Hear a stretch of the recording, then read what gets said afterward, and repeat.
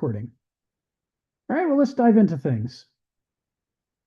What time is it? It's Gnothy Seoutin time. Because for Homo sapiens, it's always Gnothy Seoutin time. Hello, friends. Welcome back to the Kenneth Smith seminar, where Kafka reminds us we are permitted to attain the Archimedean standpoint, but only on the condition that we wield it against ourselves. Oh, what a tragedy. It's always the way. This is Rick Marshall with another weekly installment of our long-running seminar about Kenneth Smith's existentialist philosophy book, Millennia and Microcosm, in which he explores how we might escape the trap of our own point of view. We're talking Daedalus and the Labyrinth here, folks. The law of unintended consequences. Talk about being hoist on your own petard. In this book, Smith takes us on a deep dive into the alien worldviews of the ancient and medieval epochs. Why? So we can learn to see the world through their eyes. But why would we want to do that? Because just as we moderns can see truths about the world they couldn't, hello, E equals MC squared, they saw truths that we can't. Hello, Sophrosune, which moderns don't even have a word for. And hello, Kingdom of the Spirit, which Kierkegaard and Nietzsche criticized moderns for not understanding at all. At the end of his book, Smith will bring us back to the modern epoch so we can, for the first time, see it not as the obvious truth we all assumed it was, but as the peculiar, limited, partly helpful, but partly harmful perspective it actually is. When we can voluntarily shift between those three worldviews, Smith argues we create for the first time in our lives the possibility of meaningful freedom. Meaningful freedom. The freedom to question what we take for granted, the freedom to learn to appreciate the fresh insights offered by countless other alien worldviews. When last we left our intrepid heroes, we were just finishing chapter 8. So today we'll do that and start into chapter 9. Hi, Sharon. Welcome to the call. Fair warning for those of you joining us for the first time, these are two particularly challenging chapters. They explore how the medieval church shifted its focus away from the teachings of Jesus to the indoctrination needed to construct a religious empire. Remember, Thomas and Q and all of the other early sayings gospels, which mostly consisted of what Jesus had to say to us, they were excluded from the Christian canon in the 4th and 5th centuries, which focused instead on proving a supposedly unbroken chain of apostolic succession to establish the absolute authority of the bishops to command their flock, and on a theology constructed around an afterlife of eternal reward for the faithful or punishment for the disobedient. In the chat, Judy asks, are there any captions? I'm hearing impaired and I'm having trouble understanding. I wish there were captions. I suppose in future weeks, David can look into whether or not there's some kind of possibility available to us, but I'm not aware of any. We haven't done them before now. You're right that to support the hearing impaired, we really ought to see if we can find something. But for now, what we'll do, Judy, is anytime you hear us talking about something you're not understanding, any questions you have, don't hesitate to put your hand up. Use that little feature that's built into Zoom, because we are a very Q&A friendly group, which is part of why our schedule never survives first contact with our friends. So we want to have an active dialogue. So I'm just giving the opening spiel, and then we'll shift into more of a dialogue mode and take it from there. So being in chapter 8 and chapter 9 puts us in the middle of a 3-year arc about medieval civilization and its worldview. That's what we've been doing for the past year and a half. For the past 2 months, we've been augmenting Kenneth Smith's text with primary source materials to let various medieval and proto-medieval thinkers speak for themselves. We began with the early Christian sayings tradition, first with the Gospel of Thomas, then the Q source. But today, since we're transitioning from the end of chapter 8 to the start of chapter 9, we're going to take a break from the primary materials to focus on Kenneth's text. We'll resume the supplementary explorations next week. Although, again, this week, we could certainly talk about those things if people have questions about them from the previous discussions. This Kenneth Smith seminar is organized by the thoughtful but reserved David Roel. Hi, David, who also writes each week's capsule summary.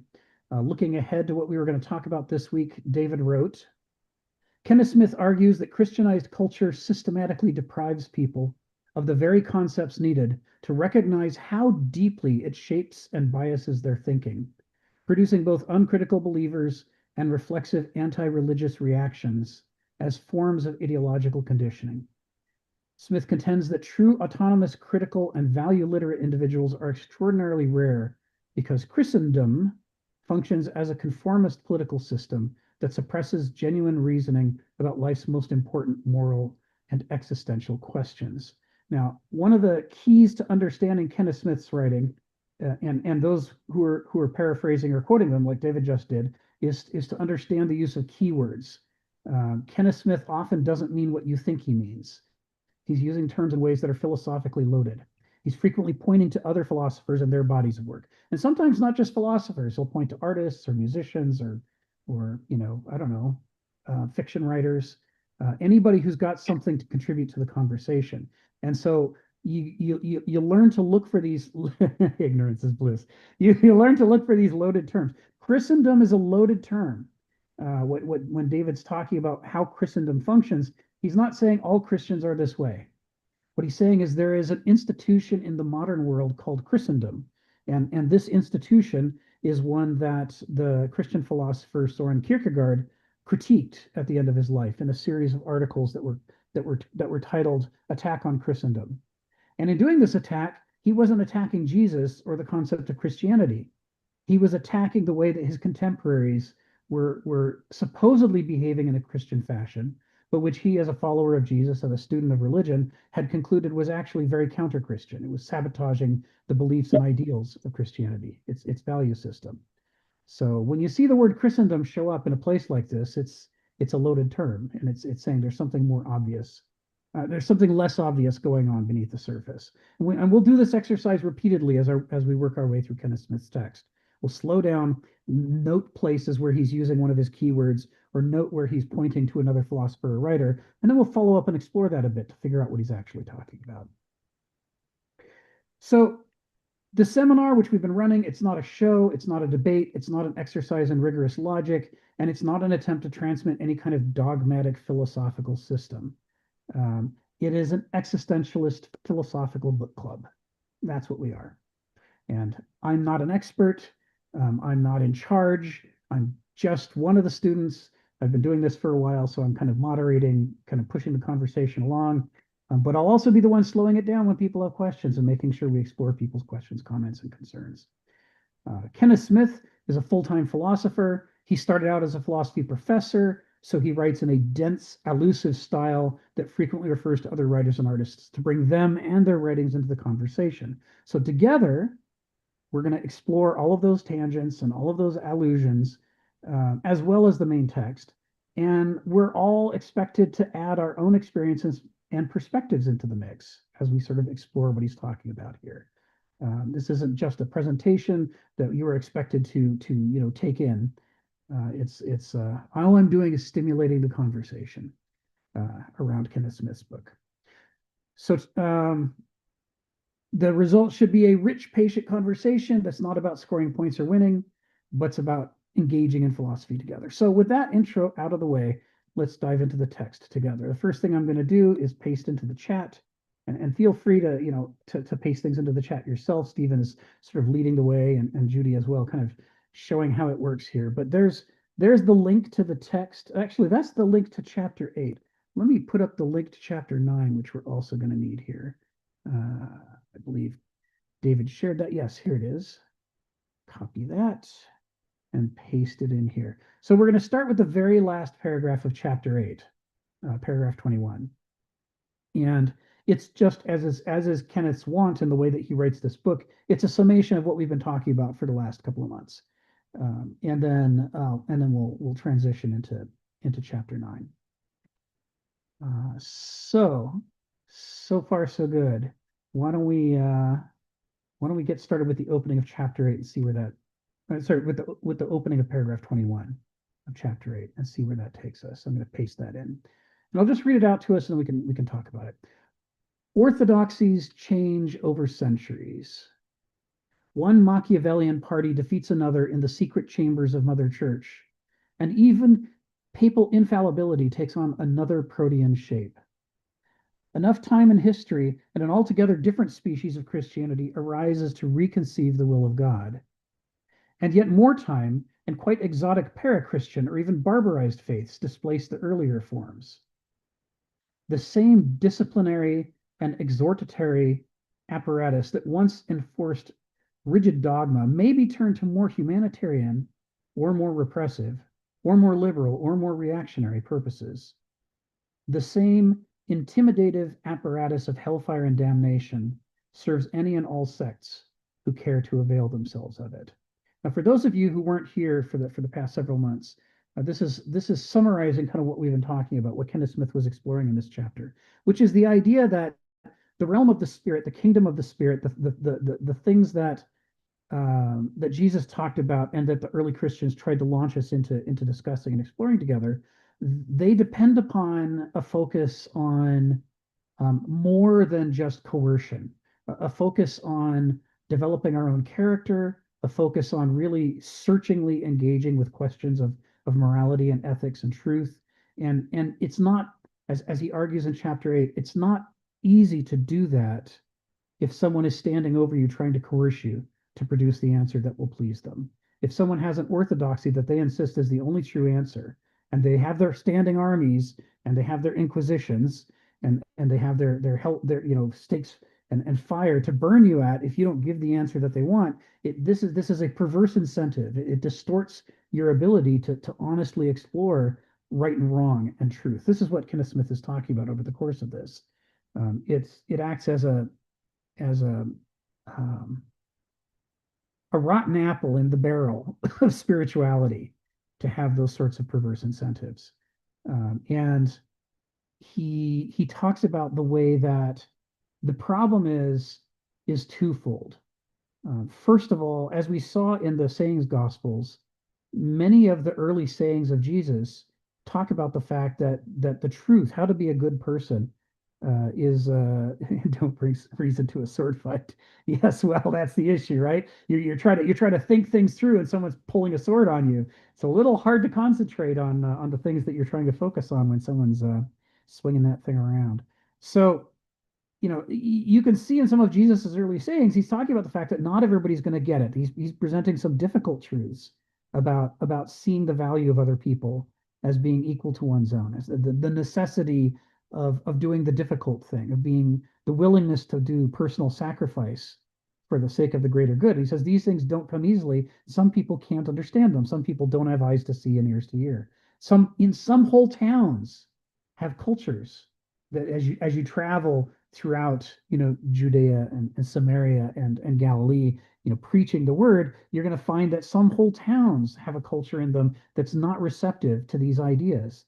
And when they do, you don't water the ideas down to make them popular.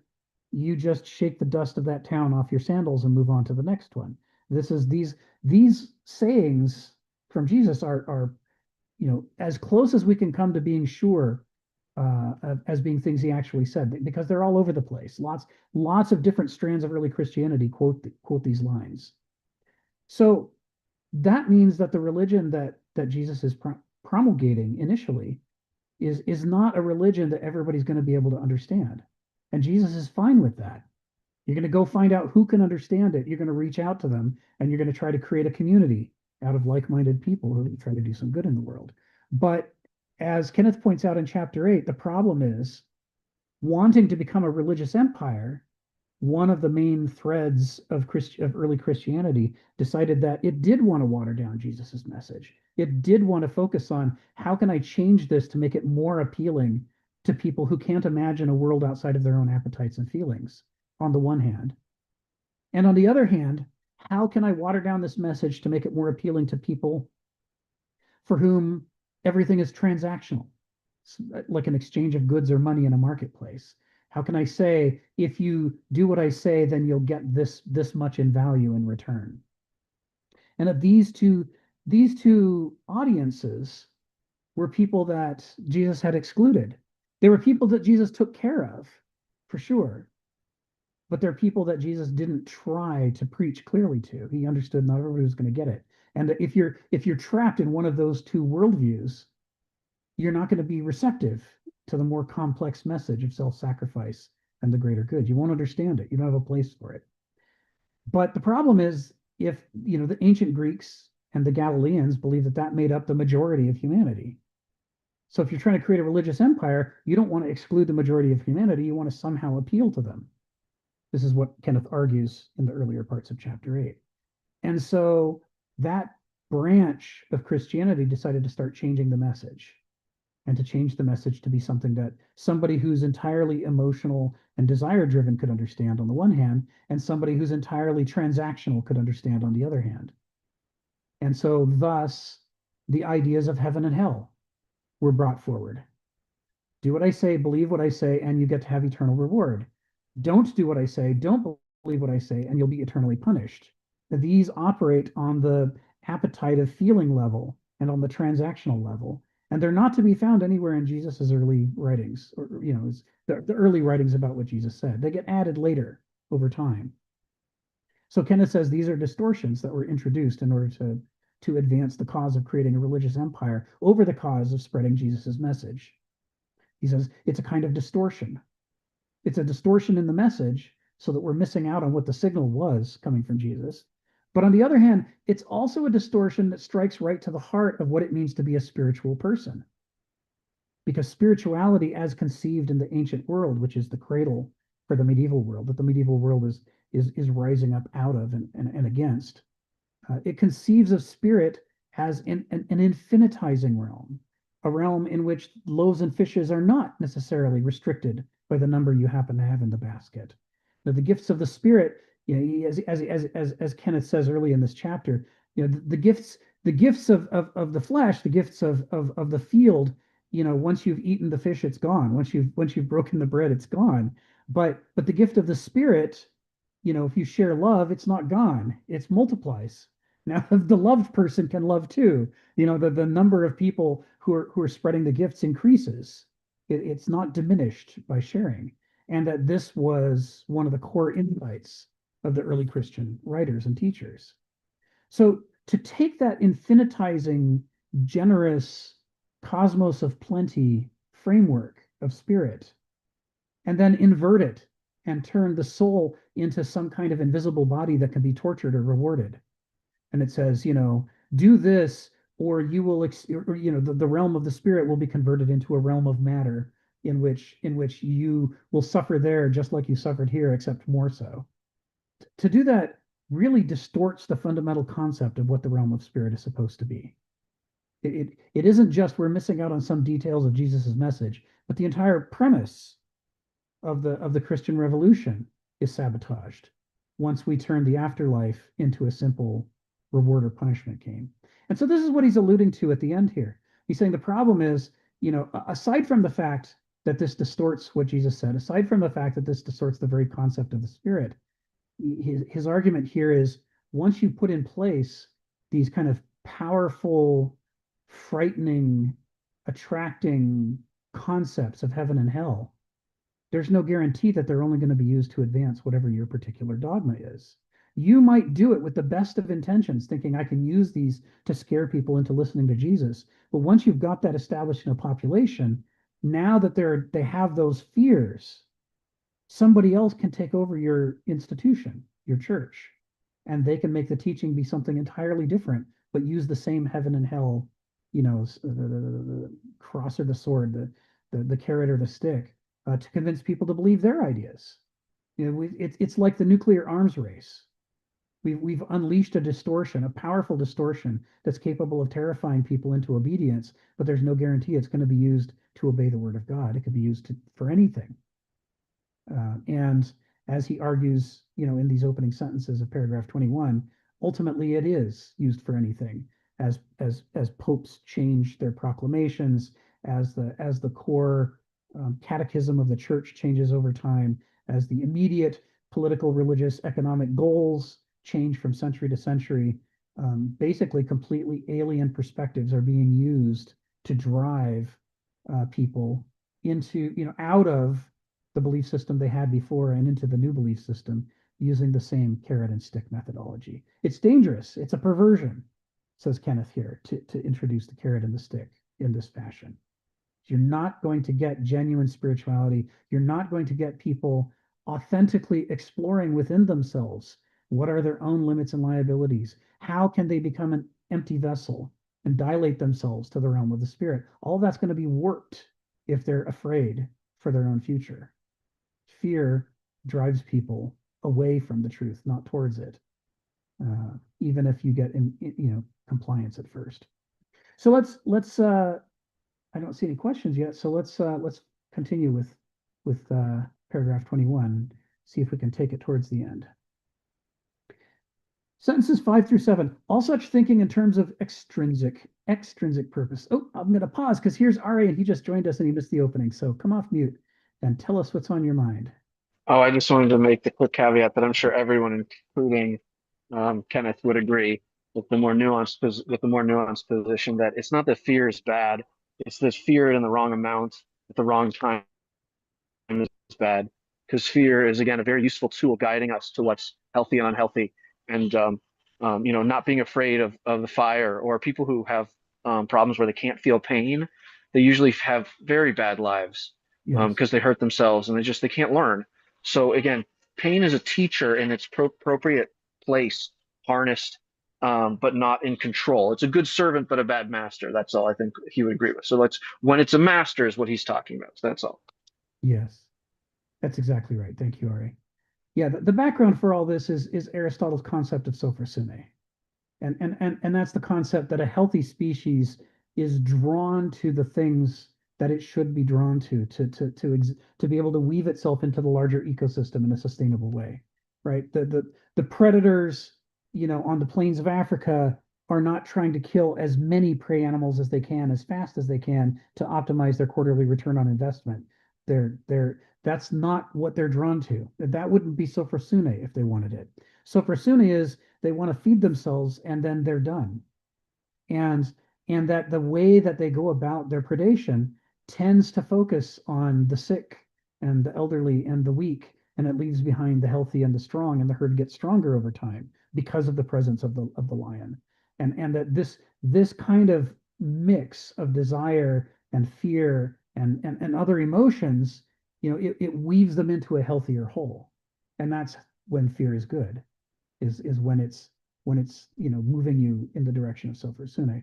But if fear is just turned into a stick to drive people into doing the worst things that are not healthy for them, not healthy for humanity or for the planet as a whole, then fear becomes a distortion, just like Ari's saying. And that's so I'm agreeing with Ari by tying him back to Aristotle, which is one of the reference points. And we go back to Aristotle in part because chapter 4 of this book was entirely about the ancient worldview. And we spend a bunch of time exploring the ancient conception of kind of man, God, and nature, and how do these things relate to each other. And Ari was there for that. So for those of you who weren't here, that's kind of what we're referring to. So these links that I shared, like the links to chapters 8 and 9, David Royal scanned in the chapters of Kenneth Smith's book. They're all there. So you can go back at any time and read the earlier chapters.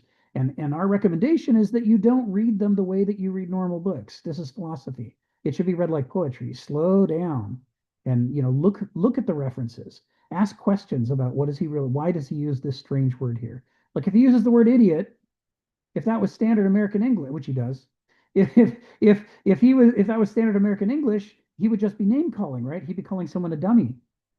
But it's not, right? It's from idiota, the Greek that means one's own. And this is talking about the Greek insight that part of the problem, part of the reason to err as human is that in our lives and our perspectives, we privilege our own perspective, our limited perspective of the world, and we don't give enough weight to everybody else's perspective, even though they can see things from other angles that we can't. We don't even consider the perspectives of things that aren't human, like the way indigenous people used to. Why does the bear survive the winter when we struggle so hard? He knows something we don't know. We should learn from the bear. This is all part of this concept that there is a larger wisdom out there, but it requires us to be able to transcend being hypnotized by one's own idiota perspective. And it's part of why to err is human. We So this is how it is when you're reading Kenneth Smith. You've always got to be looking for these keywords and what is he talking about here? What is he alluding to? It's rarely as obvious as it seems. Donald, come off mute and tell us what's on your mind. Oh, I just wanted to correct Ari. No. I mean, Kenneth's also just making some pretty simple philosophical distinctions here about content versus form. The church maintains roughly the same form, but the content, the doctrine of the church changes. But that applies to all through life. You know, if you're sensitive to that distinction, you see it everywhere, where things that have the same form have different content, or things that have the same content take on different forms. The other is that so many things, I guess, we think of as value laden in themselves are mostly techniques. And it's the wielder of the technique that has is value laden, not the technique itself. It's not like hammers or nails or swords or whatever have incredible value beyond their use, and their use can be for good or ill, depending on the wielder. And again, we see that's as a modern a thing as it is a medieval thing as it was an ancient thing. We're almost getting to things that are universal when he makes these observations, because that you can use to form perspective on what's happening. Well, enough. Thank you, Donald. Yeah, that's right on. He's making those distinctions. So in sentences 5 through 7 of paragraph 21, we get more loaded terms. And we're gonna take them apart a little bit since we had a lot of new folks on this week.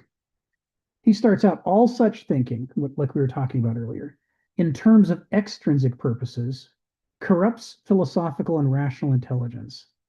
It diverts minds from the values that are immediately relevant and imperative.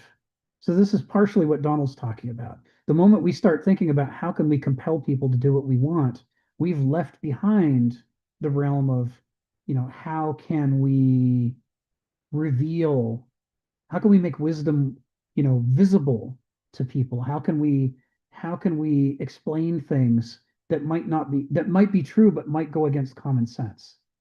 The struggle to figure out where one fits in the larger whole, especially the struggle to learn to be self-critical.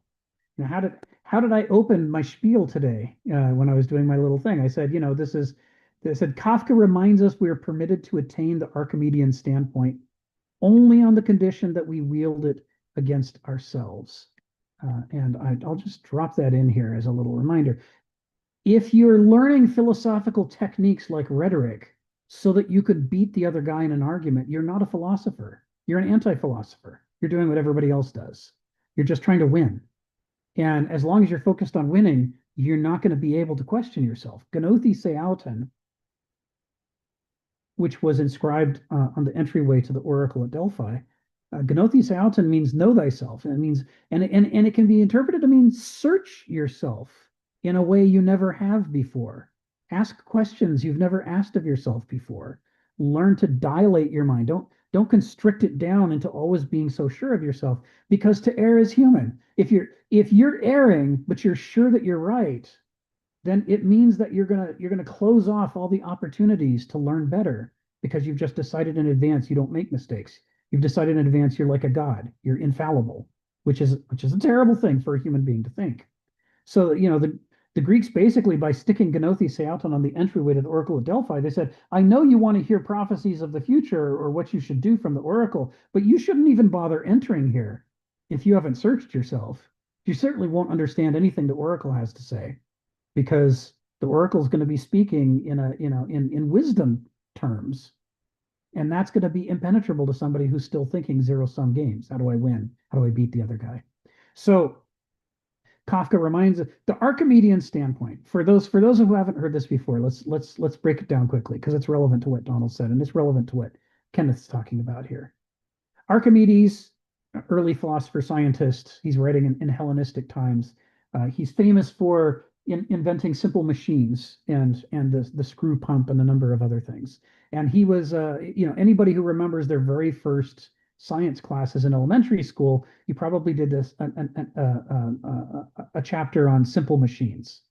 The ramp, the lever, the pulley, the wheel, the screw, all of these basic things that allow you to gain mechanical advantage over a situation so that you can wield strength that you yourself don't have by clever manipulation of your environment, like with pulleys. Archimedes, this was his thing. He was great at this. He was well known for this. And he made a number of scientific breakthroughs in his day. And one of the things he wrote about when he was trying to explain the power of the lever is he says, if you have a strong enough, light enough lever, you can move anything. All you need is a fulcrum in the right place, and you need some place to stand where you can push on the lever. And he says, if I was standing in the right place and had the right fulcrum, with just my little finger, I could push on a lever and move the entire earth. That's how strong these laws of basic mechanical physics are. Saying, the universe has this deep meaning to it that's not apparent to us.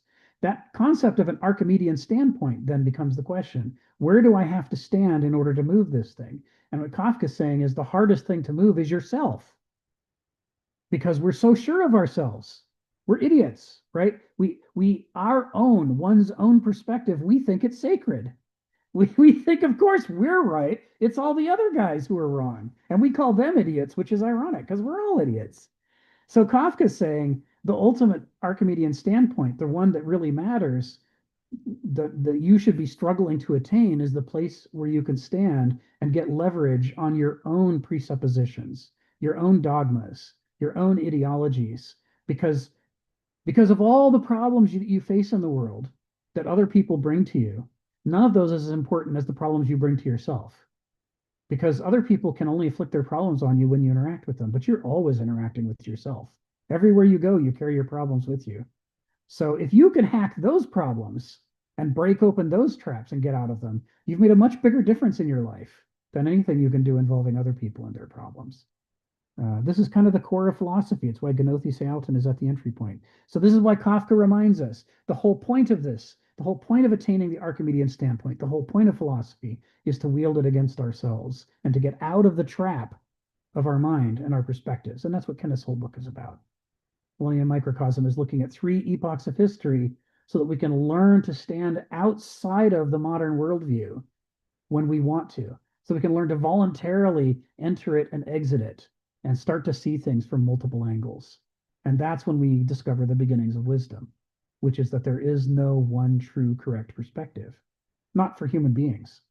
Maybe gods can have one true correct perspective because they're infinite, but we're finite. So all of our perspectives are flawed. So we need more than one. The whole goal to fight over who's right is it's an idiot's war. There could be only losers, no winners. And that's the premise of the book, is, trying to learn to see more widely. So this is what he's talking about in sentence 5. All such thinking in terms of extrinsic purposes, i.e., not talking about the rights of the question itself, but worrying about, is that guy going to hit me if I give the wrong answer? That kind of thing. It corrupts philosophical and rational intelligence. It diverts minds from the values that are immediately relevant and imperative, like understanding the value of questioning yourself, understanding the value of searching more deeply, understanding the value of suffering personal discomfort in order to create a larger good, and many others besides that are associated with, for example, Jesus's teachings, which are not always about the easy path. They're often about the difficult path that yields a greater good. But it's hard to get people to focus on that if you're distracting them with the carrot and the stick. How do you get a heroin addict into a discussion of right and wrong when they're jonesing for a hit and the syringe is right in front of them and you're withholding it from them?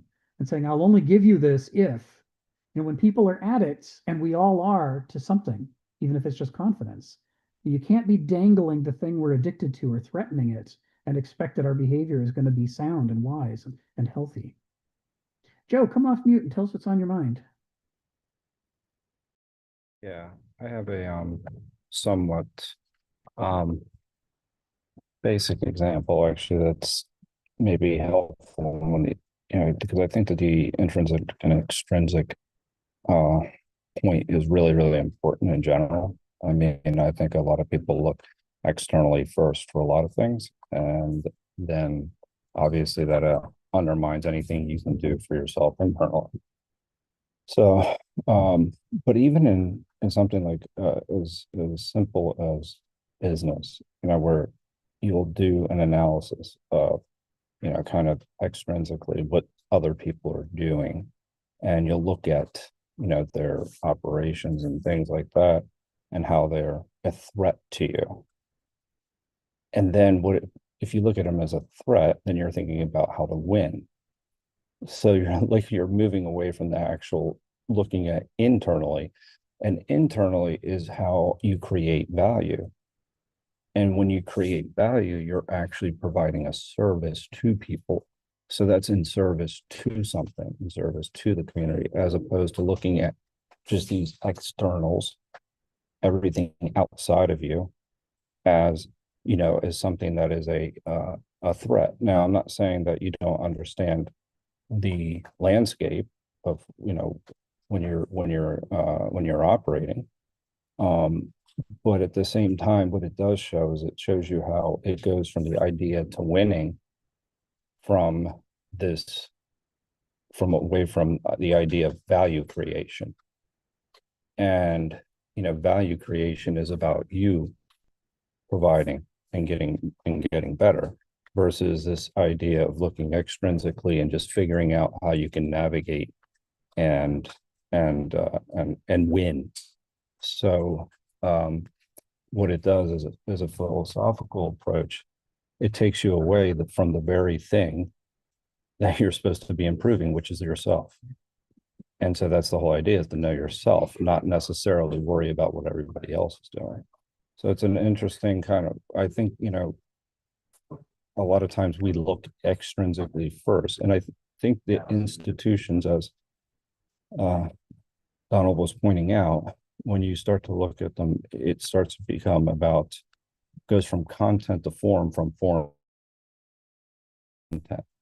And so you start to look at the form of something and that becomes primary. And then the internal kind of improvement, the content, becomes secondary. And so that's how that transition kind of takes place. That that first one, obviously, again, content to form, you're looking at yourself and how you relate to everyone else, as opposed to form to content, which is actually, now you're managing yourself to the externals, the institutions, and all the things that are, that, well, one, you don't control. So that's, there's a lack of acceptance. And you're also, that's a good example of tying yourself to the outcomes, if you're looking extrinsically, as opposed to, accepting things as to the way they actually are. So the relationship of understanding that, it's key to understanding the individual relationship to society, and your relationships with other people, because one, again, looks at dominance, and the other one looks at more of a cooperative approach. And that doesn't mean to say, we've talked about how there's a distinction between competition that is unhealthy, meaning that we're pushing each other to get better, but there's the other idea, win at all costs. And so that's when it starts to become, you start to behave in ways that you otherwise wouldn't. So you're looking externally. Anyway, so I mean, it's just an interesting analogy, because I think that's a really important point, is that when we manage ourselves to extrinsic things, you're tied to the outcome, and that's why it becomes about making it to heaven, as opposed, and what your reward is versus how you're actually living. That's right. Thank you, Joe. Yeah, and there's a couple of good examples of that. One of them is, I like the example of scientist Claire Patterson. Anyone who doesn't know Claire Patterson, there's a link there in the chat for you to follow up on. He's the scientist that discovered that by adding tetraethyl lead to gasoline to make engines not knock as much, we were poisoning the entire world. And that it was lowering our IQ and causing behavioral problems, including anger management problems and a tendency to commit murder. Violent crime rose and rose and rose during the era of leaded gasoline. And he discovered it entirely by accident. He wasn't after the petroleum companies. He was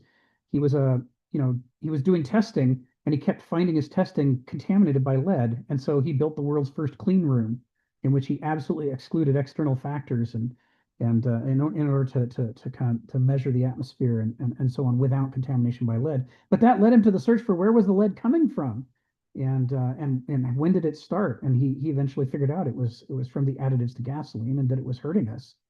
And the response by the petroleum industries wasn't to say, "Oh my God, you're right. Let's take care of people. We'll get the lead out of gasoline." It was, "No, we're making enormous amounts of money from this. We aren't going to have you interfere with that. Who cares if we're killing the world? Who cares if we're driving the murder rate through the roof? That doesn't matter. The important thing is look at my quarterly return on investment." So they set about these campaigns of discrediting him. They lied to Congress. They paid people to write fake science papers disproving his findings. They intimidated him. They had people follow him, stay outside his house at night, spying on him, and his life was a mess. But and all of that was what was happening is he was trying to talk about the essential question: is this good for us? And if it's not, what should we do? But they were looking at an extrinsic issue, which is, can I make a lot of money off of this? And so the question of what's healthy for us was secondary to the petroleum companies, and it should have been primary. This is Aristotle's criticism of Homo sapiens. We lack sophrosune. We put non-essential things ahead of essential things, and this is our fallacy as a species. It's the thing that is a difficulty for us, that we're so prone to these enthusiasms. Like, look at my pretty numbers in this spreadsheet. I have to win, and it took a long time. It took a long time to get leaded gasoline banned. When they finally did, ever since it was banned, the murder rate and violent crime rate all over the world has been declining. For 40 years, it's been going down. And it's not because of better policing, and it's not because we're more moral human beings. It's because we're not poisoning ourselves anymore with lead, which was causing us to behave in these stupid and violent ways. That shows that the way that we make these decisions about lead and its addition into our product, whether it's paint or gasoline or what have you, it should be made on these Aristotelian grounds, on what is healthy for us, and not on the grounds of what can we make a quick buck from. But it was impossible for Kettering and Kehoe and Midgley and the other petroleum scientists. It was impossible for them to understand what Claire was saying. All they could see Claire Patterson saying was a threat to their livelihood. They couldn't see him saying the best thing for us to do as a species is to take this action. They couldn't hear it. That's what happens when you start messing. When you take a conversation that's about especially if it's about a difficult subject, and then you introduce the carrot and the stick into it. It contaminates the discussion and leads people astray. It's the same thing that led Torquemada to think that out of love he should torture people's bodies, because if he could torture their bodies, maybe he could save their souls from hell. So surely, a few months or years of torture is a small price to pay to avoid an infinity of pain. This was the reasoning. And so out of love, he tortured people to death, which is insane. But he had these extrinsic considerations in his mind. He wasn't thinking about Jesus's core message. He was thinking about all this other stuff that had accreted around it and suffocated it. And this is what Kenneth's talking about in paragraph 21. Ari, come off mute and tell us what's on your mind. Well, sure. Yeah. Thanks. I want to go back to something Joe was saying, if that's okay. And I had written down some notes to make sure I remembered, but I can't remember exactly what he was saying. But my notes are on that one of the major distinctions. This is a little. I don't know if this applies actually to how much this applies to ancient or medieval. It's an interesting question. What I'm about to say is supposed to apply to the modern and is a problem for our modern day, as in what Rabbi Jonathan Sachs calls cultural climate change that we're experiencing, based on primarily a bunch of things. But one of them is obviously information technology. But what does that drive in terms of our behavior? He says for a long time now, one of the things that's really enabled the West to do great things economically was this idea of outsourcing. That once we were able to specialize and essentially remove certain aspects of our lives to only a few experts, like I don't know a thing about plumbing, I don't know a thing about this. This is, he quotes like, the theory, David Ricardo's theory of specialization. I forget the deal specifically, but it's basically that if I do what I'm best at and you are best at, even if you're better at everything than me, if we trade, we still end up doing better, is the idea, because then you can focus entirely on what you're best at. But anyways, the point that I wanted to make is that in the speech for winning the Templeton Prize, this is Sachs winning the Templeton Prize. I don't know if anybody knows what the Templeton Prize is, but it's kind of like the the cultural world in metaphysics equivalent of the Nobel Prize, and it specifically apparently I looked it up. Compares itself because it makes sure that it always gives more money to the winner than the Nobel Prize. But there's only one of them per year, as opposed to different Nobel Prizes for different scientific fields. He won this like in 2016, and he wrote an amazing speech about essentially what he wrote about in his book before he died, Morality in 2020. That number one, we're experiencing cultural climate change. Number two, it's probably because of a lot of technology. But what's that causing or already doing? What is it hyper accelerating already that we've been seeing for a long time is this idea of hyper individuation, and how are we going from an I to a we, and specifically what has gone. And essentially he quotes that a lot of classical older stuff, essentially that one's mythology or one's culture is tied to one's religion and myths, and when one falls the other does too. I forget the author who is famously known for that. um, but anyways, the point that he makes, the very nicely in this speech, it's beautiful. If anyone wants to look up the speech itself, it's on YouTube. He talks about the beautiful value of outsourcing when it comes to productivity and in terms of economic benefit, which is amazing for the market. But it becomes a problem when you outsource that can't be outsourced. And he says the major one that we're getting into trouble with now, which I'm going to slightly argue, which he would agree with me if you were around, that's happening now, that's kind of the big discussion in the neuroscience world as like a big wake up problem for AI. But in the past, it was essentially our attention was getting hacked, and therefore we were outsourcing our attention and essentially to technology in general. We're outsourcing our attention, and we're also outsourcing our memory. And he has this in many of his works, he just talks about the difference between facts, or what he calls history, and memory. History is just stuff which explains stuff, but memory is my identity. And memory is key to identity. When you start losing your memory, you start losing who you are. And you see this clearly with neurodegeneration. And memory is really a real problem, that what we're doing and the way we're engaging with our modern technological outsourcing devices, specifically like smartphones, that they know so much and we don't need to know anything when you can look it all up in a microsecond. He explicitly uses this phrase there. And he says there was another thing we made a big mistake, which we saw with the Great Recession, which is we also outsourced risk. That outsourcing risk is really dangerous. This is, again, almost like outsourcing pain, and people who can't feel pain, then they can't learn because they can't tell what's failure and what's success. And so outsourcing risk was really dangerous. But he says specifically in this is the real problem. And he was, like Joe was saying, oh, I know where you're getting. So Joe was talking about this externally focused person versus an internally focused person. And he claims specifically, based on a whole bunch of works from like the 50s and 60s, on being versus externally driven or traditional driven or inwardly driven. And essentially, in our time right now, we're all hyper we're reactive to what other people are, so we're externally driven, and we're very, very sensitive because of that, and we don't have therefore strong internal models, and we don't have law of integrity or self-control or discipline because of the way our culture is, and so therefore you're not inwardly driven. But inwardly driven is also driven by a strong narrative. You have to have a really good story. He talks about all the things that our religion does to make our story strong, but all the religions do this. And he claims that this is one of the major problems, that we outsource this as well. So again, this claiming to outsourcing is a really powerful tool, but just like a hammer, we started seeing everything as a nail, where everything should be outsourced. And then we started outsourcing like our soul, something like that, right? You want to use that kind of language, right? So you're like, oh, that was the important part. We have done that. So, all right, that's it. That's all I want to say. Thanks, Joe, and thanks for everybody. I want to share that. Thanks, Ari. That's great. Yeah, it's a thing that C.S. Lewis talks about in The Abolition of Man, where he's talking about education and needing to teach virtue again. He's saying the problem is that we're teaching take care, Howard. Thanks for joining us today.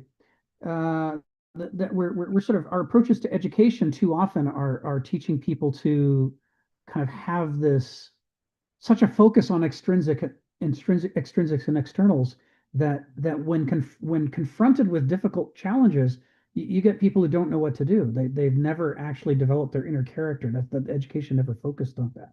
He says we're raising generations of technocrats who know how to do enormous numbers of things, but who have hollow chests.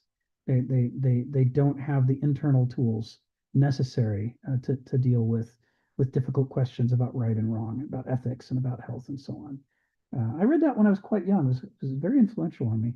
And it goes right to what you're talking about, Ari. And it's this question of, what are you outsourcing? Now, I worked in medical informatics for 40 some years.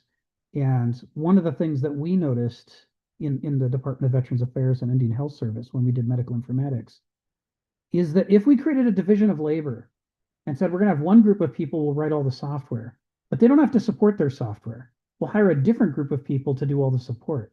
What happens when you do that is the programmers make blunders, and then they never have to pay for them. Somebody else has to clean up their mistakes. And that it sabotages the ability of the programmer to learn from their own mistakes.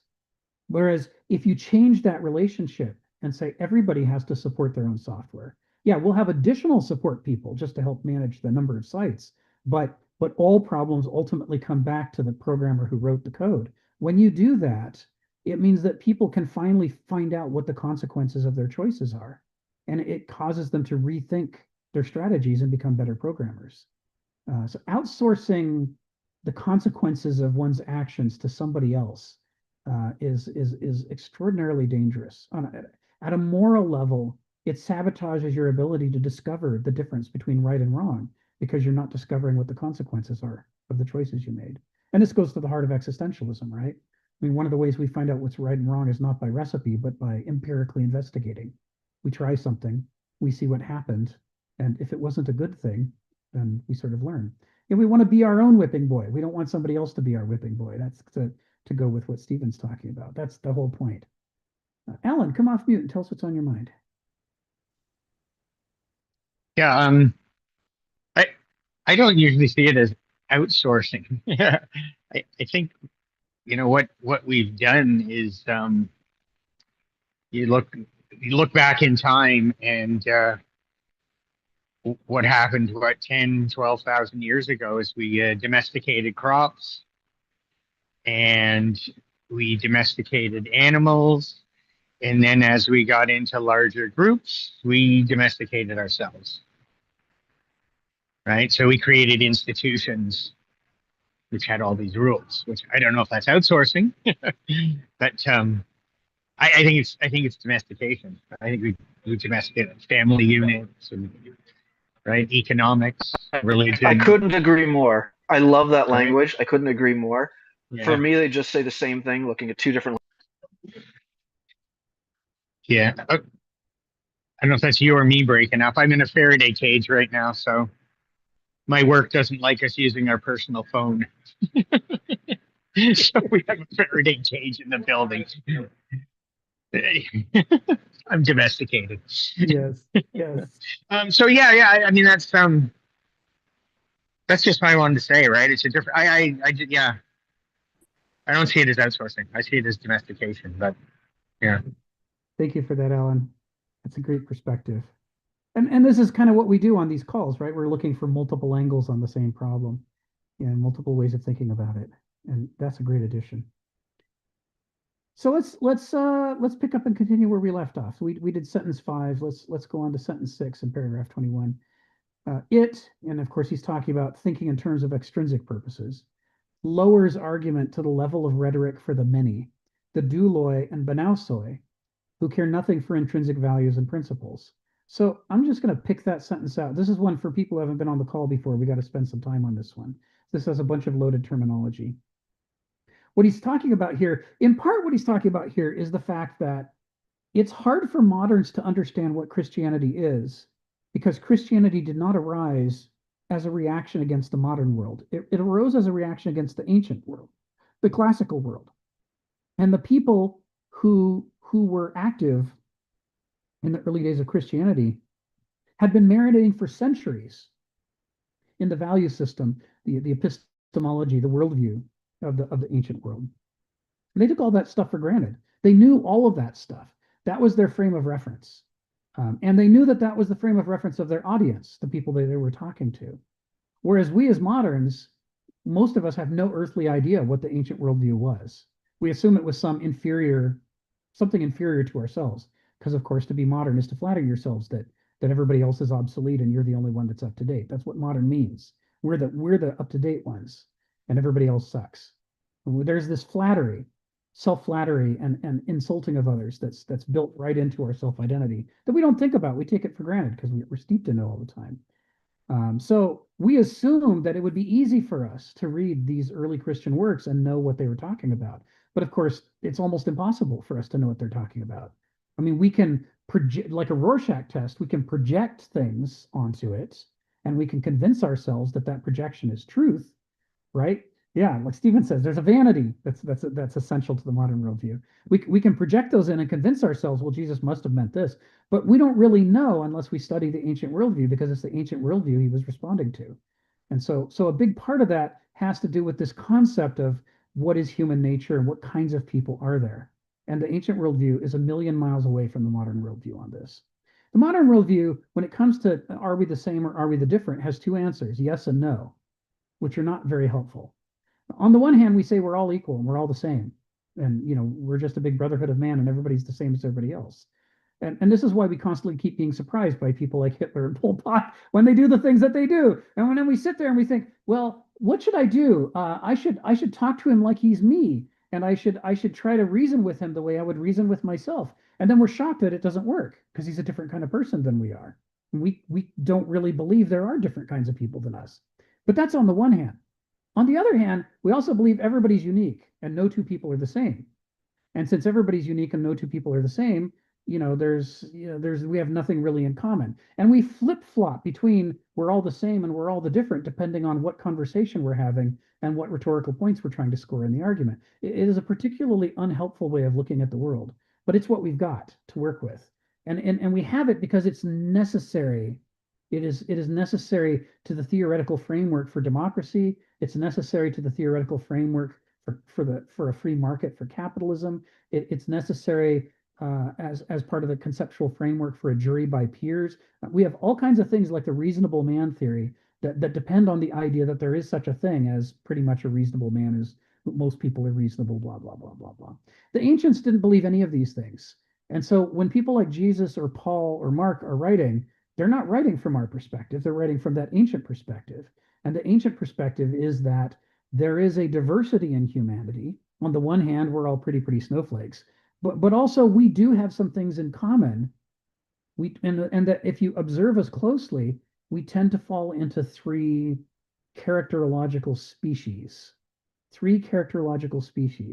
And those are the douloi, the banausoi, and the aristoi.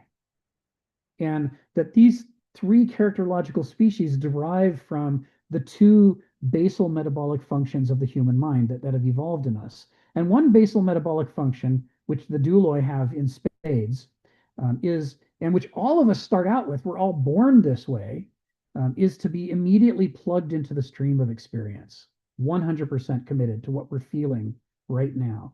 I mean, When a little kid stubs his toe, it is the worst pain he's ever felt in his entire life, and he screams with everything he's got because literally nothing has ever been so bad in his experience. That's as bad as it gets. And then when he's happy, it's the happiest he's ever been in his whole life. Nothing has ever been this happy before. And he's happy with 100% of his being. He is fully plugged into his experience. And the Greeks observed that some people never grow out of that. In fact, a lot of people never grow out of that. They acquire more experience, but they remain for the rest of their life plugged into what they're feeling, what they're experiencing, what they're remembering, and what's happening to them right now. And that's the sum total of their life. And it says the problem is on the one hand, that's great. They're paying attention to what's happening around them. But on the other hand, you can't build a civilization out of people who don't really believe that other people's perspectives are real, who only think their own perspective is real. It's a kind of hyper parochialism that's a menace to the possibility of making a larger civilization. And it includes things like, can you have empathy for other people if the only thing that you pay attention to is how you personally feel? It's a problem. So a number of people grow out of that, and they grow into a second mode based on the second metabolic faculty of the brain, and that is the planning, abstracting, systematizing, organizing function of the brain. And this evolved strongly in Homo sapiens compared to a lot of other animals to give us the ability to predict the future and to alter it. So we notice patterns and we start planning ahead. Oh, the deer come here every morning, sometime between 9 and 10. That means if I got here around 8 and set up myself somewhere in the bushes where they couldn't find me, maybe I could catch myself a deer. It's essential to the hunting life cycle, and it's certainly essential to the life cycle of a farmer. You got to learn that there are seasons and that there's times when you should plant wheat. And there's times you really should not be planting wheat. It's not going to do you any good. The planning ahead and thinking is what makes possible science and technology and progress and all of these things. But, and of course, in the modern world, we love that faculty. That's the faculty that we run our civilization on. Laws, systems, schemas, education, money, votes. We count things and we let the numbers tell us what to do. And the problem is, as Hegel points out when he's characterizing these faculties of the brain, the first one he calls Begriff, and the second one he calls Verstand. He says the problem with Verstand is the only way you gain that ability to plan for the future is to withdraw a little bit from the present, right? I mean, if you're trying to write a very difficult thesis so that you can graduate, you can't do it in the room where all the kids are screaming and running around and crying and jumping on the table that you're trying to write on. You need space. You need isolation. You need to withdraw and create a quiet space. And that process of withdrawal is what gives you the time for reflection and thinking ahead. But it comes at the cost of being less clear what's going on. You might finish your thesis, and meanwhile, your cats have accidentally upended the goldfish bowl, and the fish are flopping around on the floor dying, and you have no earthly idea. You're not plugged into the stream of existence. He says that's what it's like with your feelings. And that's what it's like with your sensations. You gradually become a hyper-intellectual who isn't always sure when he's hungry or if he's angry. The man who has been trying to remain calm and who backed into a corner finally shouts, "I'm not angry." And everybody in the room but him knows that he is in fact angry. He's the only one who doesn't know that he's angry. That's a classic example of the problem of a banausos.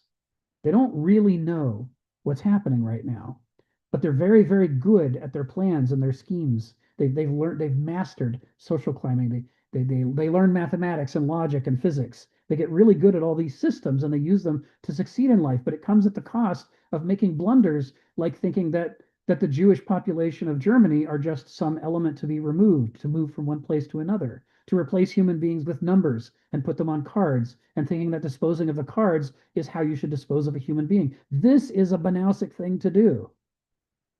Just like saying, well, I don't care if the lead is poisoning everybody and making them kill each other. I'm making great money, and that's the important part, because I've abstracted away the human element and the environmental element, and I only care about the part that's in my calculations. So the Greeks understood this idea. They said, you have a lot of people for whom they can't think outside their own experiences and feelings. And then you have a whole bunch of other people who can't seem to treat anything as real except the systems and ideologies they believe in, and both of them are big problems. You can't let either of those people govern, say the Greeks, because if you let the first group govern, they're going to spend all their time attacking everybody they're afraid of or angry at, and lining their pockets with all the things that they desire because they're driven by their appetites and feelings. You can't let the second group run, or they're going to run a Holocaust and exterminate all the Jews because they have some theory about racial purity. God knows what stupid theories in their brains, but the theory is going to rule them, and they won't respond to the actual humanity in front of them. The third group, the Aristoi, is characterized as people who understand that the other two faculties of the brain are a trap, and you can't let either of them rule you.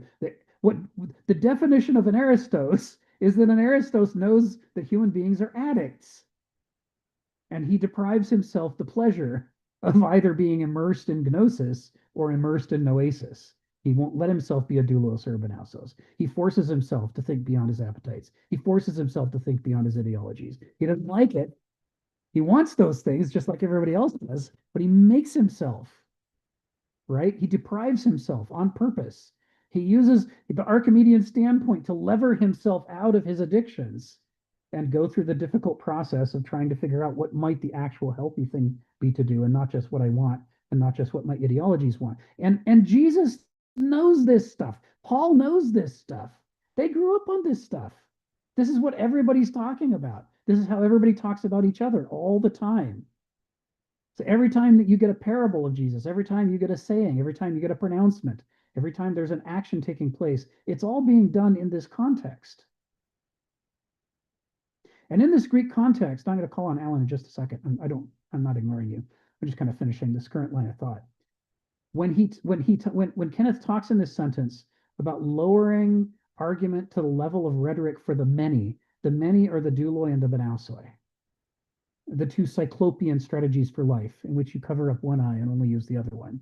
You either only look through feelings and experiences and memories that are so parochial, or you only look through the abstracted eye of what you've learned, your systems of thinking, your schemas, your calculations. So both of these are dangerous. The Aristos is the only one who takes his hand off both eyes and says, I know this is uncomfortable, this binocular vision, but it's our only chance. So when he says the douloi and benausoi who care nothing for intrinsic values and principles, this isn't Kenneth's opinion. This is him channeling the classical ancient perspective. The intrinsic values and principles are what Jesus is trying to talk about. He's trying to talk to potential Aristoi, who he might find on his travels throughout Galilee. And he's saying, you might find towns that are entirely douloi and benausoi. And when you do, they're not going to understand. They're going to think they understand everything you're saying. But, the douloi hear appetite, feeling, and the benausoi hear calculation, ideology. And neither of them is hearing what you're saying. And it's because neither of them is willing to put their own ego aside enough to study the realm of nature, which doesn't care about their feelings and appetites, and it doesn't care about their ideologies and calculations, to try to find out what the intrinsic values and principles are that are actually at stake in a situation. Douloi and benausoi can't do that. They're too chained to those metabolic functions. This is what he's talking about. Alan, come off mute and tell us what's on your mind. Yeah, just thinking about the uniqueness and the sameness. It's kind of a gradient, right? Like everyone is unique through our experience, right? Everyone who's ever existed is unique because of their experience, which makes them who they are. But we long to belong to a group and to identify. And the only way to do that is to give up some of that self. And we have I don't know, we must, some people do, right? The threshold of when they won't go any further. Some of it's pretty close to, and they don't want to be part of the group. Some people will totally lose their identity and have no self to be part of the group. That's just one of those observations. Yeah, that's right. And it's funny because we want to be unique, but we want to be part of a group. I mean, yeah. I think it goes back to you know, when um, in smaller groups, you could know the 50 or 100 people around you intimately, right? I mean, you didn't have to give up as much when you lived in smaller cohesive groups, right?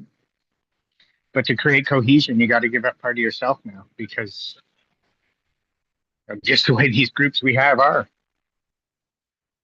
Yes. Yeah.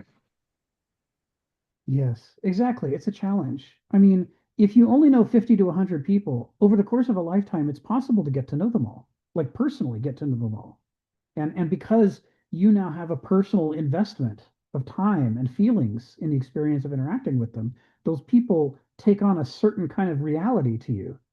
And so, even if you're a doulos who can only react in terms of feelings and experiences and desires, you have feelings and experiences and desires about those 50 to 100 people. So at least they show up on your radar. But if you're a doulos and there's 8 billion people you haven't met, they don't show up on your radar. They're just like an empty abstraction, and douloi don't deal in abstractions. So it's hard to, it's very hard for a doulos to relate to the larger size of humanity. Um, oh, Alistair McIntyre. Yeah, nice quote there that David shared in the chat. Anyone who wants to download that and take a look at it.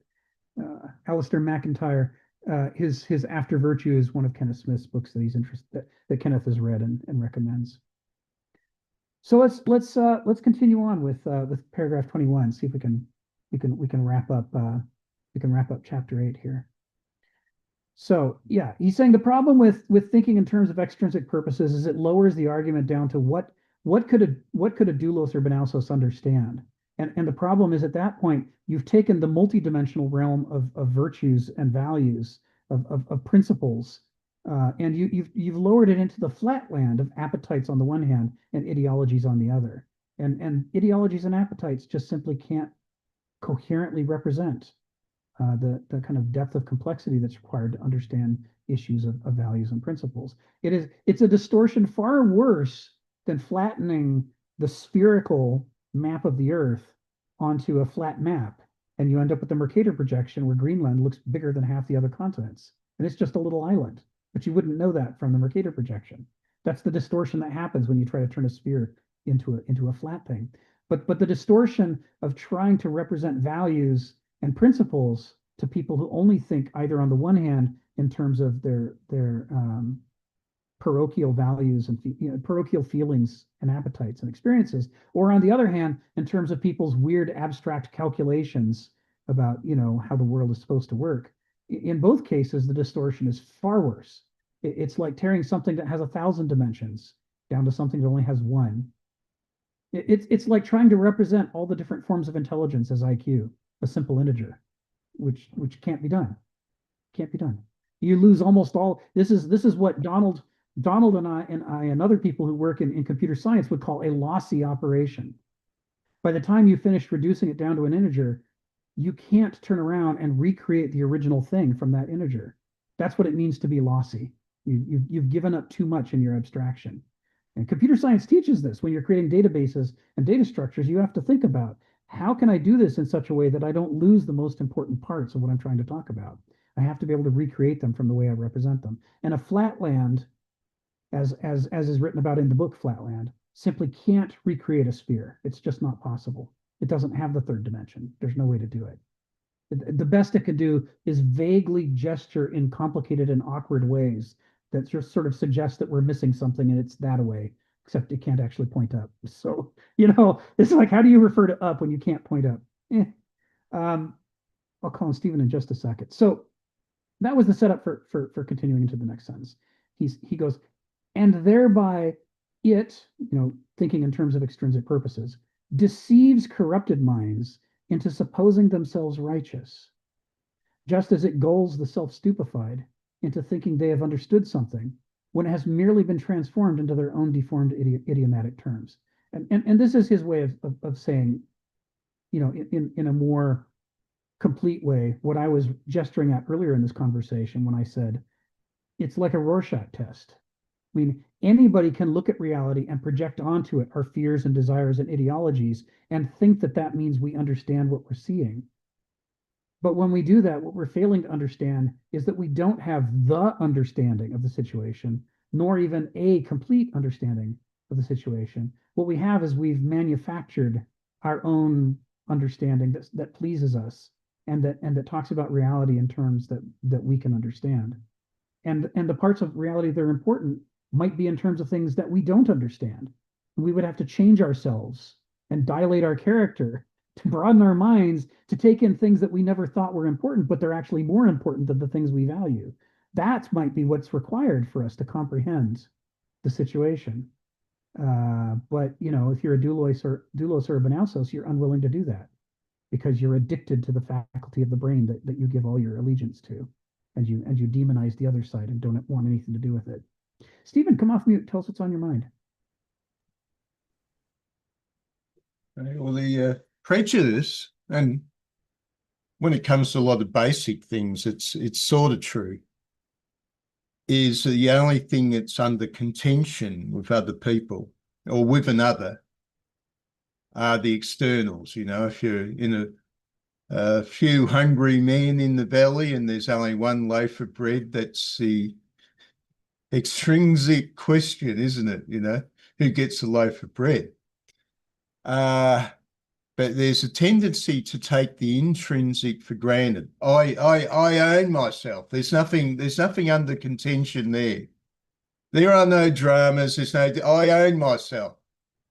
Nobody can take what I own internally away from myself.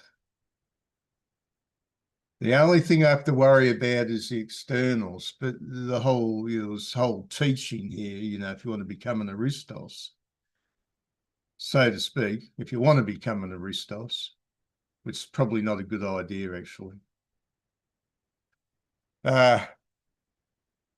You discover that that's not true, that the internal, you don't necessarily own your internal either. There's a little bit of Schopenhauer in that. This warning, I spent my life chasing attractive women. Was that really me? Perhaps not. But you see this quality, it goes a bit further too. You see it in, primitive family politics. You'll get the family member who takes their own family for granted, but they'll worship at the feet of somebody external to their family, like this is a new opportunity. And they believe they can tread on the heads of their own family. Well, you complained about your family politics, Rick.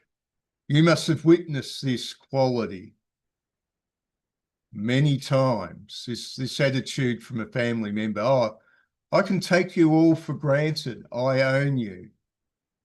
Therefore, I don't have to treat you with care. I can slap you around. It's the external guy who might be a magnificent opportunity for me that I have to be, caring about. I don't have to care about my family.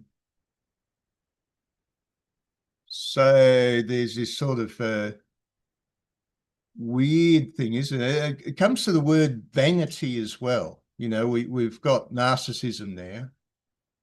Egoism was pretty popular from about, what was it, about the 17th century, egoism showed up. Before that, it was vanity. And somebody was explaining the ambition of the vain person is to attract attention because they believe everything that they could ever want is found in the external realm. Somebody out there will take care of my internal qualities. I only have to look attractive. I only have to attract attention. And that's the pure answer to everything, but it could also be the path to slavery. Thank you. Thank you, Stephen. I'm actually gonna channel Stephen here. Continuing with what Kenneth's writing about, Stephen makes a point on this frequently that is right in keeping with what Kenneth's trying to say here, which is that in the modern world we have come to think that rationality is the source of all good things, and irrationality is the source of all bad things. We've come to think of rationality as being equated to order equals goodness, and irrationality equals chaos equals badness. And we're all terrified of losing control. And oh no, what if there are insurgents and there's an uprising and everything will fall apart? And we in our news media, in our entertainment, it's just a constant barrage of this message that rationality equals order equals good and irrationality equals chaos equals bad. And this is the Banausic perspective, because the Banausos has an orderly view of the world. They have an ideology that controls the way they think, and they're terrified of being forced outside of the framework of that ideology. And anything that threatens that ideology, they see as a threat to the entire cosmos. All of life depends on their ability to defend their pet ideology. But they don't think that that's what they're doing. They don't think that's what's happening. They think that attacks on their ideology are attacks on order itself, on the possibility of life and goodness itself. And of course, as Stephen frequently, what I intend will be, yes, yeah, which is which is fraught, right? And what they miss in all of this is that the rational life, the Banausic life, the Verstand life that Hegel writes about. Hegel says, for all the power that abstraction and intellectualism give us, we forget that to abstract is to be in error. It's one of Hegel's juiciest sentences. To abstract is to be in error. You cannot possibly represent the truth as an abstraction, because and Donald and I, as programmers, we know this problem. Every time you abstract from a situation to represent it in a data structure or database, the things you leave behind are often as important as the things you capture. And sometimes they're more important. And you have to do a new version of the software to add something you were missing that turns out to be the whole game, but you didn't know it when you did your first version of the abstraction. And programming, and database design, and data structure design is this process of over and over paying attention to the ways that our abstractions are in error and figuring out how to refine them to get them closer to be more to the concrete reality where things really matter. But this is lost on hyper-intellectuals. They can't imagine that to abstract is to be an error. They think to abstract is the only place truth exists. So they look at a situation and they bleed all of the emotion and appetite and therefore values and principles out of it. And they think that the dry, sear thing that they have left afterwards is God's own truth or evolution's own truth or, logic's own truth or what have you. This idea, this kind of hyper-intellectualized world, was at its peak during the mid-20th century. And you see it in the old Star Trek episodes with Spock and the Vulcans, who are, in many ways superior to Homo sapiens because they're logical, quote unquote. And the idea is that logic encompasses all good forms of thinking. And that's a Banausic perspective. That is the Noetic perspective, the Verstand perspective. Only systematic abstraction could possibly be a good way to think. And every good way to think must therefore be this kind of value neutralized abstraction. There'll be episodes where Spock looks at something where he's learning things empirically and then characterizes them not as empiricism, which is, by the way, a form of irrationality, but as logic, as though logic meant being chained to reality and paying attention to the evidence, which it doesn't. Right? Logic has to do with cherry picking things to fit your ideology. There's tricky stuff here. There are blind spots to logic that people who are in love with logic don't want to acknowledge. And it's why science had to develop as a way to leash logic to the evidence and force it to look at the things it doesn't want to see, that challenge its a priori assumptions and demonstrate that the flaws aren't in the meticulous steps by which you got from A to B, but with having picked A as the starting point to begin with, where you went wrong right out of the gate, right? And that's not a decision that logic can make. That's ultimately an empirical emotional decision. So that's what he's talking about. When he's talking about self-stupefaction, when he's talking about deformation of the truth by take care, Punam. It was good to have you on the call. When he talks about deformation of the truth by translating it into the idiomatic terms of a doulos or benausos, he's talking about this flatland effect, where we lose the rich dimensionality of reality and the truth and values and principles by flattening them into, on the one hand, appetites and experiences of the doulos, or on the other hand, flattening them into ideologies and calculations, systems of thinking on the other. Both of which, from the Greek perspective, are half-witted approaches to the truth. Each of them says, one of my mental faculties is the good one, and the other one is the bad one. And I will be a slave to the good one, and I will deny the bad one and accuse it of all evil things. And somehow this will result in success. But of course, what it results in is being a slave to one of your faculties. So this is the background behind what he's saying. Let's go into his next, I think it's his last sentences here in paragraph 21. Yeah, let's wrap up chapter 8 here. Are you ready? We're gonna go on to chapter 9 after this. This is his conclusion of this whole discussion of the corruption of Jesus's message in order to advance the cause of creating a religious empire. He says, the idea of heaven and hell is arguably the most catastrophic turn in the whole history of church dogma. By this tactic, Christian values eviscerated themselves in one stroke, sacrificed to the primal electricity of nightmare horror and delirious but vague hopefulness, that is, to hell and heaven. The very concept of spirituality was debased by this campaign.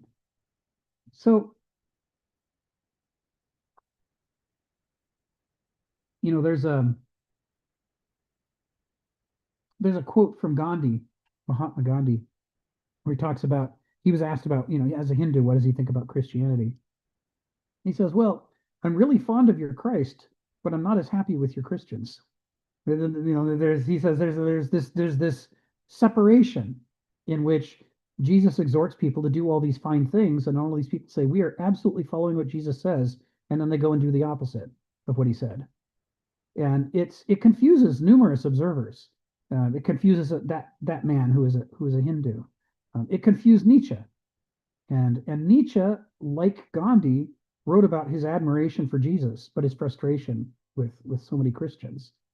You know, he didn't identify himself as a Christian, although his father was a Christian who he admired. His mother was a Christian who he did not admire, and so he's caught, you know, pulled between these two versions of Christianity. He's aware of these two versions of Christianity and frustrated by them. Kierkegaard self-identifies as a Christian his whole life. His remarkably detailed investigation of Hegel's dialectic and application to human character, investigating how does delusion work, how does enlightenment work, all these things. Very interesting stuff, especially since he puts it in a Christian framework. But then he spends the last years of his life writing an attack on Christendom, you know, following in the footsteps of Nietzsche, although a little ahead of Nietzsche, and foreshadowing what Gandhi's going to say. He's saying, I really like Jesus, but I'm really frustrated with all these people who claim to act in his name, who are instead doing all these terrible things, all the while saying they have the blessing of Jesus backing them up. He says, because when I read Jesus, he doesn't seem to be backing them up at all. He seems to be saying, stop that, stop it at once. You're behaving very badly. And they're all like, yay, he likes it when we hurt each other. It's like, he's frustrated by this. As a Christian, he's frustrated by this. Not as someone attacking Christianity from without, he becomes someone attacking Christianity from within and saying it needs to up its game. It needs to recover what was lost in this value system. And this is what Kenneth Smith is talking about here. He's saying, you know, the great irony from the perspective of everything that we've talked about in this seminar up until now is that we see that each new epoch arises as a reaction against the corruption at the late stages, the old age of the previous epoch. The late Roman Empire is just the worst form of the classical world. It doesn't believe in any of the things it claims to believe in. It punishes you if you accuse it of not believing in them, but then it acts in ways that demonstrate it doesn't believe in them. The empire is hollow. It's an empire. Burton Mack, writing about the early years of Christianity, says, you know, the Roman Republic was something that people could love and feel serious allegiance to, despite all of its problems.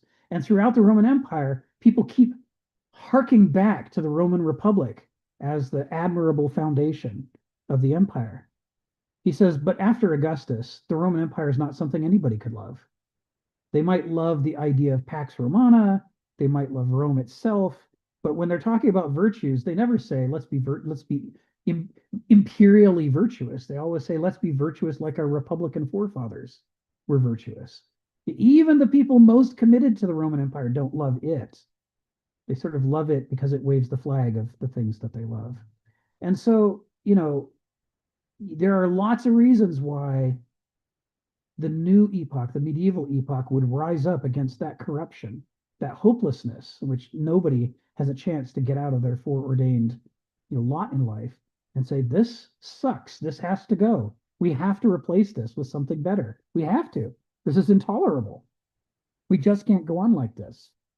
And that revolutionary energy, that this is something Nietzsche writes about a lot when he's talking about the rise of epochs. He says that will to be alive, that vitalism, that unwillingness to be dead inside is sophrosune in action. If we've got anything in us that's like sophrosune, it comes out at moments like that when we're yearning not to continue in these dire, hollow circumstances in which nothing's meaningful anymore. But what Kenneth Smith's arguing in chapter 8 is the frustration is that each epoch, despite its revolutionary promise in its youth, as it rises up against the corruption of the old order, nevertheless sets in motion what will not only become its flourishing period when it's at its greatest powers, but will set up its own decline in advance as a consequence of the things that get started in the beginning. It is its own Achilles heel that takes it down, because it in turn becomes the thing that is the obstacle to life and vitality and progress until it has to be removed. The corruption of the 1400s in the medieval epoch is being foreshadowed early on in the 400s and 500s and 600s as the early medieval church starts shifting away from Jesus and towards heaven and hell as a method for controlling people. And as it sets that in motion, it's setting up what's going to happen 800 years later when it's become so rotten it has to be got rid of. This weekend, I was just reading about the Bohemian Reformation. Now that's we're not going to really talk about that for another 6 months in this seminar. But the Bohemian Reformation, which is happening in the 1300s, 1400s, 1500s, is the result of people who are not trying to overthrow the medieval Catholic Church. They're trying to fix it. They're like, this is just too rotten right now. We don't mean to be like this. This must have happened through some accident or losing our way. And all we have to do is appeal to people's better nature and say, let's follow the teachings of Jesus. Let's, how about universal education? Why don't we translate the Bible into the vernacular, and we can teach people literacy? We'll go ahead and reform the way we write Czechoslovakian. The Czech language is going to be altered so that it's easy enough to teach to peasants, so that peasants can read the Bible and learn to be better people themselves. It's pushing for all of these reasonably straightforward things. Let's stop selling indulgences. Let's stop, corrupting the church with politics. And Jan Hus, who's the guy who really gets this thing going, they summon him to a convention and say, hey, it's safe conduct, you'll be fine. Let's just come and talk about the issues you've been raising. And he shows up, and then they capture him and burn him at the stake, and he dies. And that's the beginning of the end of the medieval era. From there, the Hussites spread, the whole movement grows and spreads. And 100 years later, Martin Luther nails his 95 Theses to the church doors. And that's the end of the monopoly that the medieval period had. But it had reached the point where the people in charge of the institution that was the successor to the old revolutionary one that overthrew the corruption of Rome had itself become so corrupt that when faced with someone saying the kinds of things its own early founders used to say, the only thing they could think to do was to murder him. Certainly, if you ask me to give up all my corruption, well, of course I'm going to kill you because I've become that rotten. And I don't see that that's what's happened. And I don't see, I think of the line from Star Wars when Princess Leia is facing Grand Moff Tarkin on the Death Star. And he's talking about how, all the systems are, with his new powerful death military station, he's going to make all of the planets fall in line. And she says, the more firmly you tighten your grip, the more systems will slip through your fingers. And he scoffs. He's like, of course not. Look at all my power. How could that possibly be true? I'm winning, aren't I? This is what winning looks like. But when the early Christians were writing, what winning looked like was treating each other like a brotherhood of man. That's what winning looked like. And somehow, as we're going to see over the course of the next year and a half, that revolutionary thread turns into the stuff that Kenneth Smith is talking about. That's what he's tracing for us. Now, it's not all going to be, we're not going to spend all this time dissing medieval Christianity, right? We're going to be talking about all the many alternative Christian perspectives that occur over those 1,000 years.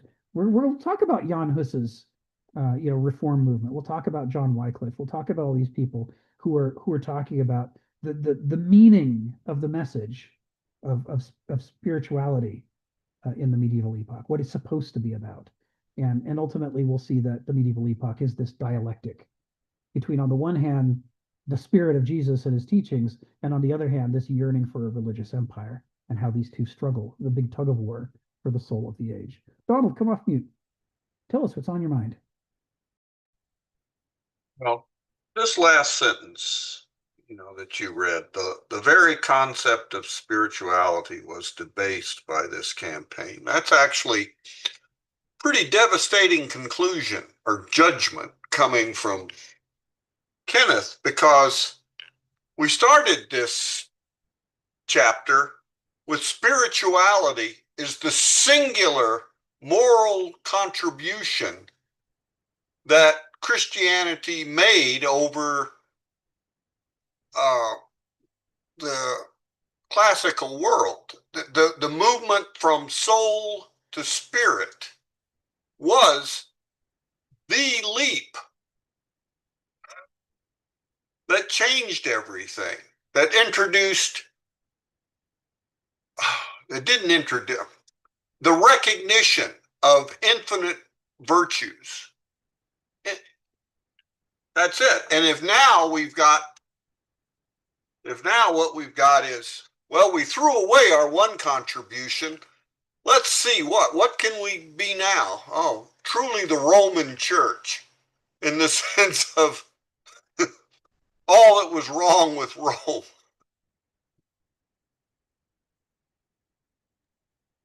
Yes. It goes back to the discussion earlier this call that someone made about, on the one hand, people want to be individuals, but on the other hand, they want to be accepted by the group. So you have these early Christian sects, not in the first century, but maybe second and third and fourth centuries, who are so tired of being the outsiders, so tired of not having any power and being just kicked around, that they start yearning for being accepted. Wouldn't it be great if people thought Christianity was a great thing? And wouldn't it be even better if we were in charge? Then we can make everybody be good. You can sort of see how you could get step by step from let's go be good people to let's be in charge so that we can make other people be good people to let's just stay in charge. Because how much good can we do if we're not in charge, right? The last thing in the world we want to do is go back to early Christianity when we weren't in charge. And of course, the problem is that would have been the best thing for them to do, is go back to early Christianity when they still were paying attention to the value system of Jesus and not just what do I have to sacrifice to stay in charge all the time. There's a way in which, this is a Hegelian observation about history.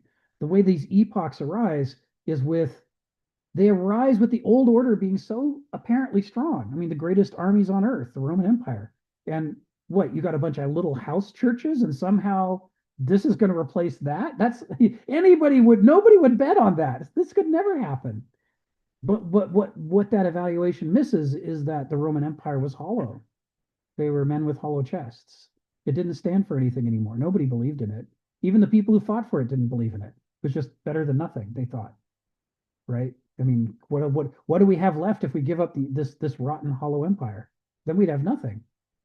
But here you get these upstarts, and they're weak. They have no power. They have no money. But they have spirituality, and they have an understanding of themselves and their place in the world that calls them to be alive in a way that the Roman Empire lacks.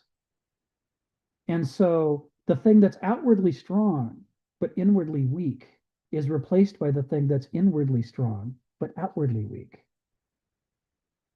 And the irony, says Hegel, is that once it rises to power, which it does partly by paying attention to what it takes to rise to power. So there's a series of compromises that begin to be made. Ultimately, when it reaches its peak of flourishing centuries later, it has given up too much of its spirit, and it has become inwardly weak. And the consequences of that inner weakness begin to dominate the course of its affairs, until in the end, it too is another hollow doll that has to be smashed and replaced. He says this, if we could learn anything from history, it should be how to learn not to repeat that stupid path that we keep doing over and over. It's as Stephen says, they begin with centripetal power, right? The early Christians might have no outward force, but they've got a strong inward force. And the problem is by the time they rise to empire, they've given up that inward force for an outward force. And the outward force is a centrifugal force that makes them fly apart in the end, because they've got nothing holding them together other than going through the motions. Ari, come off mute. Tell us what's on your mind. Yeah, sure. I wanted to, I guess, add on, or I guess pontificate a little about what Donald was saying on this part specifically about, in Kenneth's last sentence? Yeah, the last paragraph 21, sentence 8 through 10. They eviscerated themselves in one stroke. And of course, this is a bit of confirmation bias, but it's really nice for me to hear in my own work. I'm trying to understand from a neuroscience point of view a bunch of different things. To some degree, I'm trying to embark on the project of mapping out things literally as a topic or a whole category, whatever you want to call it, a subject of the neuroscience of morality. But in general, I like little vignettes of neuroscience of. And one of the things that I have been writing and researching a lot is the neuroscience of good religion versus bad religion. And essentially, good religion seems to limit and keep check a lot of our individual desires and keeps them in place, or sometimes even transformed into some other rechanneled elsewhere.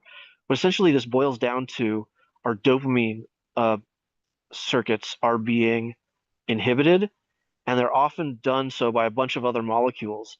But the signature of good religion is that people's desire, literally that's what's called desire and control dopamine, these seeking of power, the Benoist and the Douloi, maps over perfectly to the desire dopamine and the control dopamine that people get addicted to, either addicted to power or control or whatever they're going to feel, right? So these kind of things, these dopamine circuits are all over, and this seems to be what is really, I don't know, really popular, at least in the neuroscience world that I look into, that talks about the way AI and media is sort of hacking these biological phenomena, and have been doing for a long time. Like the big one that's right now is that media for a long time, specifically social media, is really perfected, turning in media to the science of a slot machine and gambling, and getting that reward schedule to be where people are really addicted, like you are to a slot machine.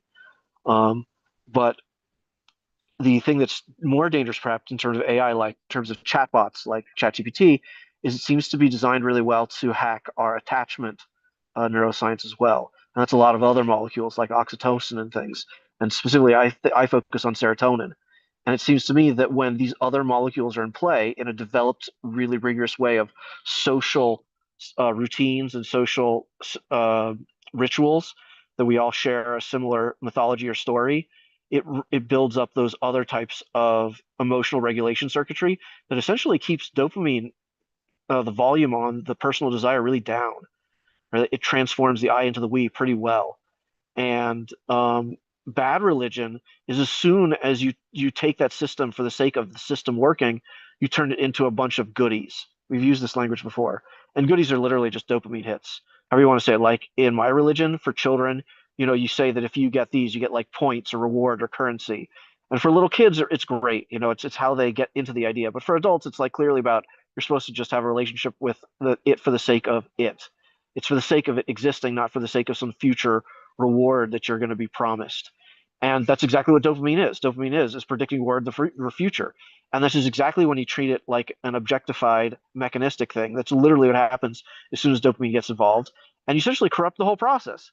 This whole process is trying to get people to be motivated by something more than themselves, by being a part of something bigger than themselves, and like really care about what things mean, essentially greater than external to themselves.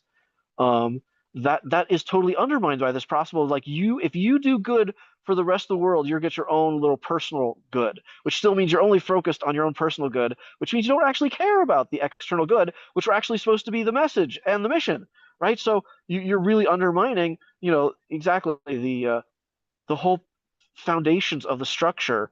You're like taking concrete from your pillars and putting them on somewhere else to look good, and you're like, yep, that's just what we need to do to make this building bigger for everybody else. We just got to remove our true.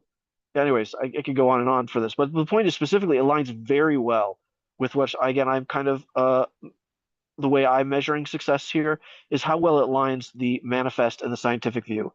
Does the effect, the emergent behavior, whatever you're seeing in this case, the description that you're describing, does that match up pretty well with what we'd say the biological or evidence footprint? And I'm again surprised by how well these seem to align and match up. That when dopamine gets involved, you see people act like selfish monsters, again, like zombies or robots. It's almost perfect.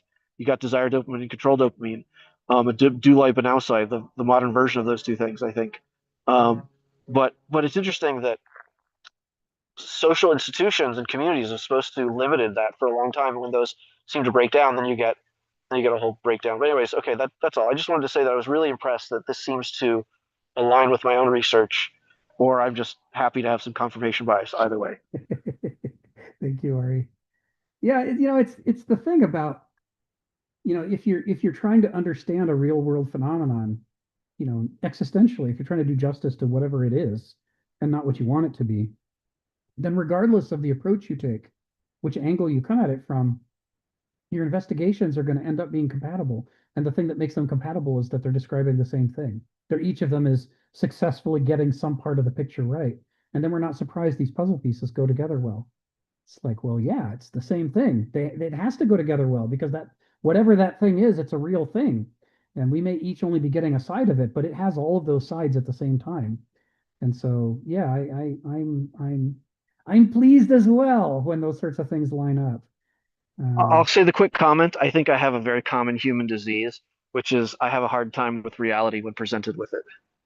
Don't we all? Yeah. I'm going to call on Stephen in a second, but first I'm going to go back to what Donald said. He was talking about, that Kenneth wrote, what was the contribution that the medieval epoch made to spirit? And I think it's chapter 2. And for those of you joining us who haven't been part of this before, you might enjoy going back to chapter 2, because it's where he gives an overview of the whole book. And so he covers a lot of ground in a very short distance. And so this is from the part where he's talking about the medieval epoch, his initial statements about the medieval epoch. Says this is what man's modicum of spirit means, that he's architected to take responsibility in some measure for the terms of his existence. The author of all existence has deputized man to be the particular author over his lineage of actions. By virtue of these powers, man has been assigned a humanly composed domain over which he is a kind of second order God, a vicar or viceregent. Without spirit, man would have as little moral or rational accountability for his will and actions as an animal. He would be no ultimate locus of responsibility, because as a reactive creature, he would merely reflect an energetic chain of actions he did not originate. And so this is talking about the early medieval conception of the importance of spirit as a means to transform an individual human's life, but also all of human society. It's like when we can get to the point where, instead of saying, well, it's just my nature to be a slave, or it's just my nature to be in charge, or I'm sorry I killed that guy, but it's just my nature. There's the fatalism of the distorted fatalistic version of the classical view, which arose in the Roman Empire because of the futility most people felt. They had no more social mobility, they had no more sense that they could control their own lives. And so instead of the early revolutionary part of classical worldview, which is that you can cultivate your character, you can change your fate by changing your character, and in fact, it's your duty to do so, and that's why you should know yourself. so you can figure out, what are you stuck with and what can you change. The only way to find out is to explore yourself. That the beginning is revolutionary, and it puts power into the hands of the individual and the culture to try to cultivate better people, anthropoculture. But by the late Roman Empire, people have become fatalistic. The empire has squeezed them down to the point that they don't have the choices that are required to ask the searching questions they need to be able to ask. I mean, if many of your problems are being inflicted upon you by the empire, it's very hard for you to solve any of your own problems because they're all tied up with things you've been told to do on penalty of death, or things you've been told not to do on penalty of death. And in that situation where everybody has grown fatalistic, but also where the situation is intolerant, so they don't just accept the situation; they're frustrated as hell, and they're bored. In the words of the author of the book Story, Robert McKee, everybody has become a willful character ripe for change.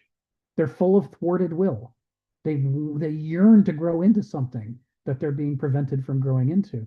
That's the time when something like a new world order can arise by offering them a way to express those yearnings and unfold their future selves that they yearn to become.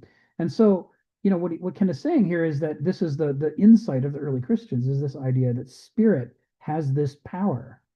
You are not restricted. Just because someone's pointing a sword at you doesn't mean they can control your spirit. Your spirit gives you an element of freedom under all circumstances. The same things are written about by Elie Wiesel and other survivors of the Holocaust. It's like they can do all these things to your body and they can try to break your spirit. But ultimately, you've still got a little bit of freedom in there to choose who you want to become and what kind of person you want to be.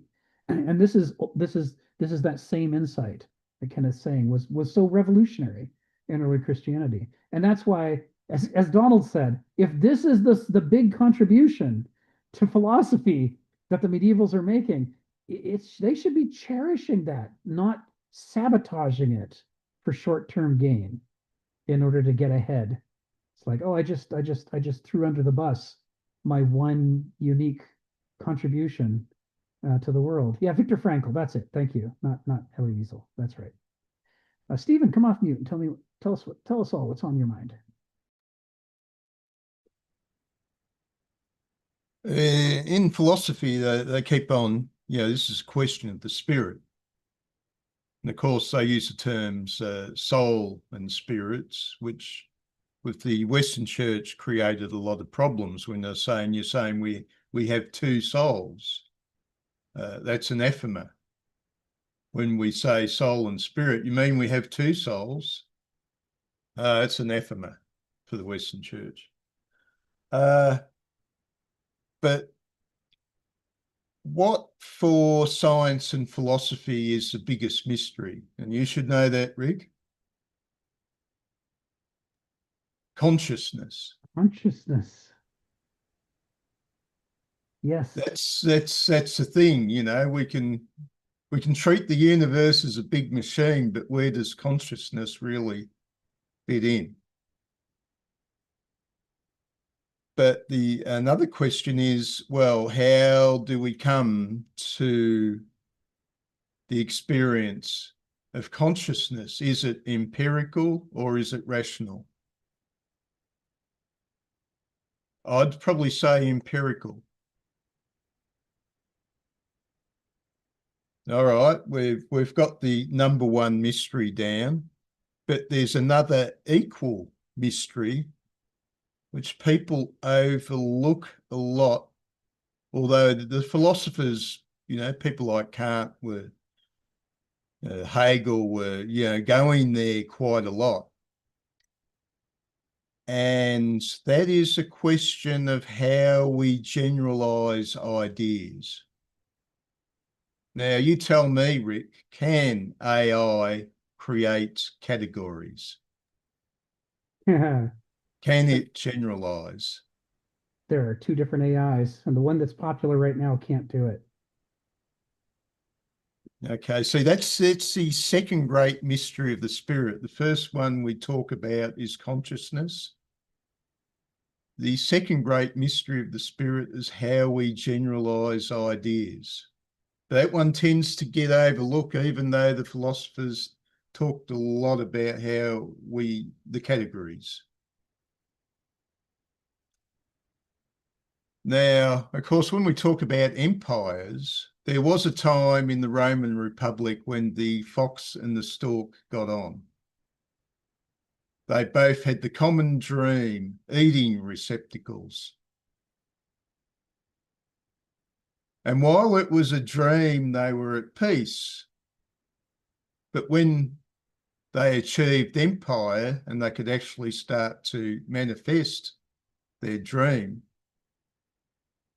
which is making the real material eating receptacle, they found there was a disagreement about what an eating receptacle is.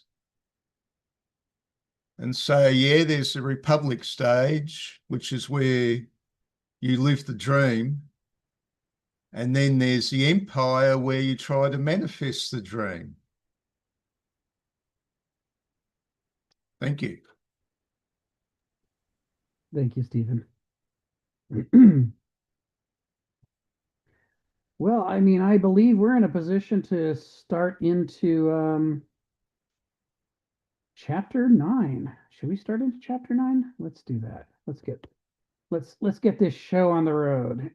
We finished chapter 8. Now we're going to go into the next one, and the next one is going to be challenging. In the modern forms of Christianity, many of them worship faith. Some of them worship faith more than they worship Jesus. Faith can't be questioned. It's a thing. But you know, there is a question whether faith as we understand it today is the same as faith as the medievals understood it, or as the early Christians understood it.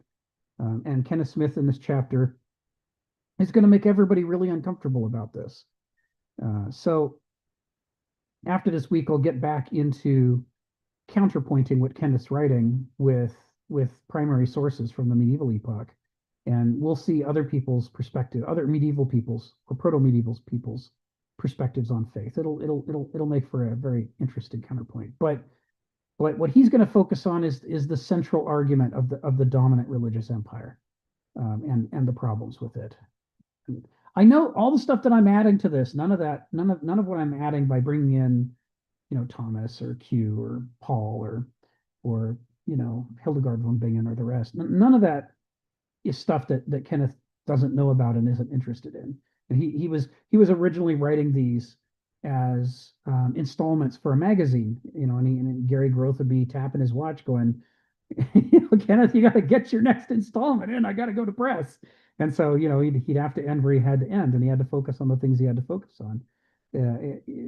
But as David and I and the rest of us are taking the time to walk through the book sentence by sentence, we get the time that Kenneth didn't have back then to kind of explore the peripheral surrounding issues and decide for ourselves, how much of that we might want to add as footnotes or endnotes or what have you in his book when we bring it into print.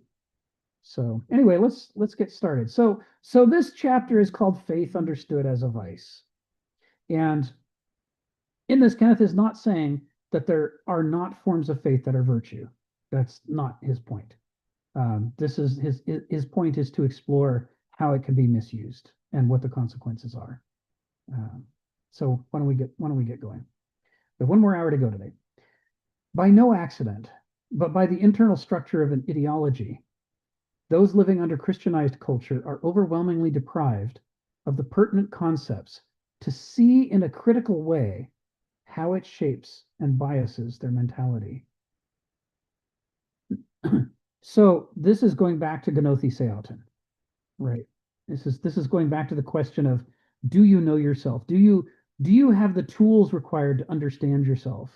And the contrast that he's making here is a contrast back to chapter 4 and ancient civilization, classical civilization.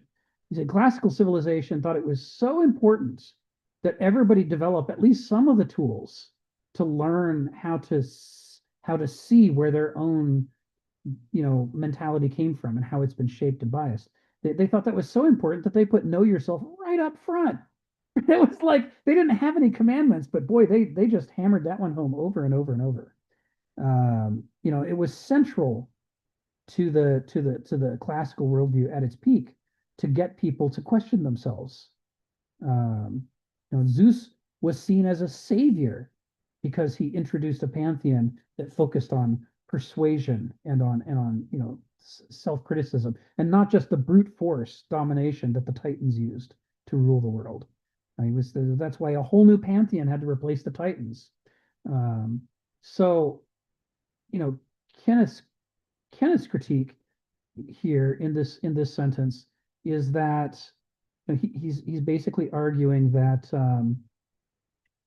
the medieval Christianity, despite the fact that Jesus starts out really focusing people on how to think about their own thinking, how to think about the things they take for granted and whether they're necessarily true. He said by the time it's becoming a religious empire, that has been suppressed. That has been suppressed. You remember one of the things we talked about in the first couple months here that we were going through chapter 8 is this idea that the early Christians had collections of sayings, Jesus's sayings. What did Jesus tell us? What did Jesus think it was important for us to know? And they held them as separate books and documents, and they carried them around in their communities, and they taught from them, and they studied them rigorously, the way that Bible studies today will study the Gospels. But when it came time to canonize and decide what was going to end up in the Bible, all of Jesus's words, the documents that were nothing but Jesus's words, were thrown out. And you think, well, that is a bizarre thing to do. But Burton Mack made the argument it's because the only things that were included in the canon were things that would argue for the unbroken apostolic succession from Jesus to the apostles, to his disciples, to the apostles and evangelists, and then to the bishops, and ultimately to the bishops making the decision in the 4th century about what was going to go into the canon. Their preoccupation was, do we have Jesus's authority to tell people what to do? And having Jesus's own words didn't contribute to that, so they left them out. It wasn't relevant. Seems shocking to us, but that's what they were concerned about. And the result of that is that by having the focus in the 4th and 5th centuries in the canon be on, you need to listen to the bishop and do what the bishop tells you, that's a very different mindset from you need to look within yourself and question who you are as a person and what it would take for you to be a good person. Question your appetites, question your ideologies, question your view of the world. The bishops didn't want you doing that. The bishops wanted you doing what they told you to do. And so, they included the things that would make you listen to them, and they threw out the things like Jesus's words, that would get in the way of that. And so the result is that by the time you get to the 4th and 5th centuries, you have a religion that's radically different from first century Christianity. And one of the big differences is what he's talking about here. It's no longer a religion that really focuses people on self-scrutiny and self-questioning. That's just fallen by the wayside. And now it's been replaced with you're scrutinizing whether you obeyed or not. Did I do the things I was told to do? Which is radically different. Now, Burton Mack's argument is that the evidence we have from the sayings document is that a critical part of Jesus's early message was that people should question the status quo, question themselves, and go forth and engage creatively with the world to search for what would the kingdom of God look like, and then get together with other searchers to start bringing it into being by just behaving as though it existed. Just start treating each other as though you're in the kingdom of God right now, here on earth, and it will come into existence through your behavior. So it is this kind of creative, searching, playful, exploratory kind of drive, with, as Stephen has pointed out before, apocalyptic overtones, because this age is coming to an end. But by the time you get to 4th, 5th century, it has become a lot less playful and a lot more concerned with obedience. And as part of doing that, what he's going to talk about here is infantilization. And rather than trying to move people from douloi to banausoi to aristoi, rather than trying to uplift people, rather than engaging in anthropoculture, trying to produce in as many people as possible the mature adult form of the human mind, it's going the other way. And it's pushing people towards, we don't want you to engage creatively and reflectively. We don't want you to question the power of the bishops. We don't want you to question the power of the Pope or the church.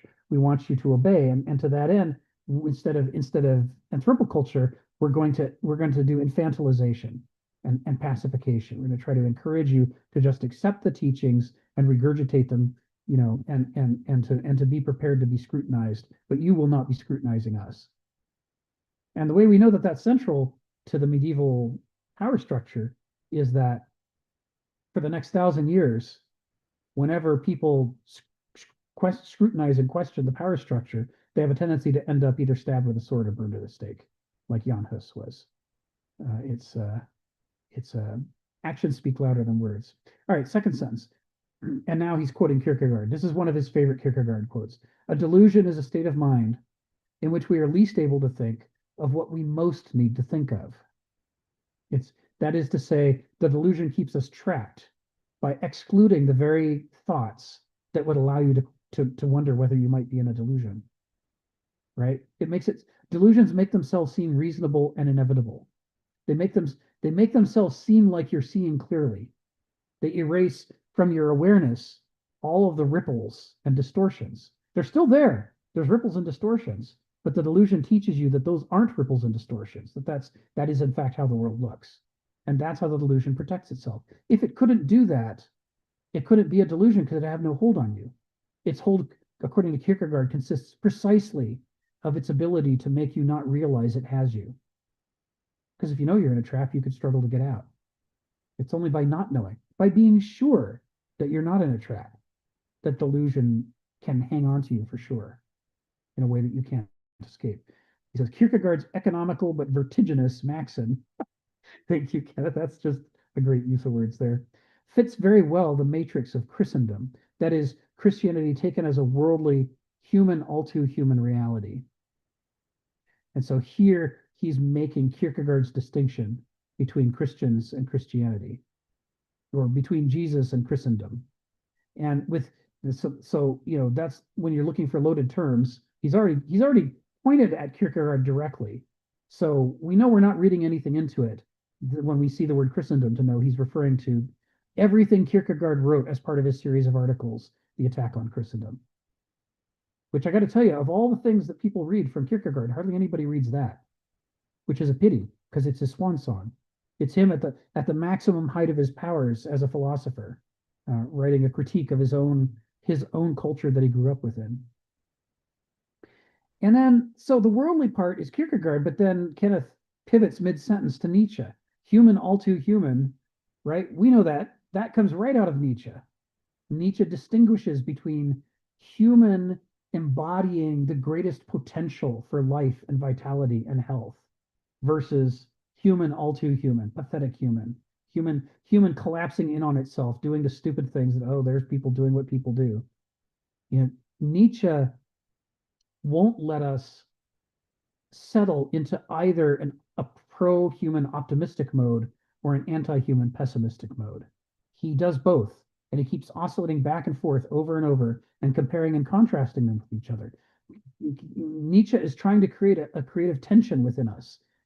He wants us to be disgusted and dissatisfied with and angry about the way humans let themselves devolve into such cruel, stupid, slovenly modes. And part of his reason for doing that is he wants us to get up off our butts and try harder and do a better job. And one of the ways he does that is by constantly contrasting the human, all too human, with counterexamples like Jesus or Socrates, and says, look, you can't be pessimistic at me, to paraphrase Nietzsche. You may think mine is an argument of pessimism, but have you seen Socrates? Have you seen Jesus? They're human. Now we know humans can do that. And if we know humans can do that, there's even less excuse for all this human, all too human bullshit I see you guys doing right now. You should not be satisfied with that. Don't tell yourself it's just human nature. Gandhi did better than that. Martin Luther King did better than that. There are examples before our eyes of people who do not settle for human, all too human. So you shouldn't settle either. This is Nietzsche's argument. When Nietzsche writes, man is a problem that must be overcome, this is what he's talking about. That settling, that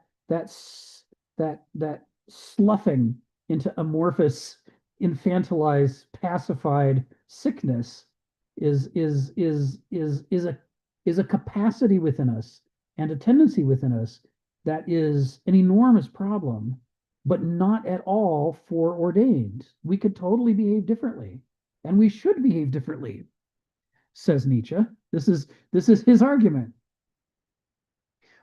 Likewise, and I'm riffing on this because he doesn't use these references like human all too human casually. He wants us to go read that stuff. So I'm just quickly importing a few things into this conversation. And another relevant one here is the concept of the Übermensch. If man is a sick animal because of the way that we don't have sophrosyne and don't know what the right thing is to do, and yet we get enthusiastic about all kinds of crazy shit. He hated German nationalism. He hated anti-Semitism. He wrote some of the most searing indictments of German militarism and anti-Semitism anybody's ever written. He could turn a phrase. He could be just venomous in his criticism of these tendencies in people. He's like, this is a sickness in us, and we have to cure it. We have to do better. We have to overcome it. And when he says we have to overcome it, he postulates the concept of the Übermensch, not to say that Hitler is a Superman and we should all do what he says, but to say Hitler is a sickness we have to overcome. And the Übermensch would be the hypothetical human being of the future that we should be aspiring to become instead of whatever it is that we're sliding into. It says we should have higher standards for ourselves. Whatever we have taken as the norm or the maximum of what people can be, we should not settle for that. We should look beyond it and say, what would a genuinely healthy, good person be like?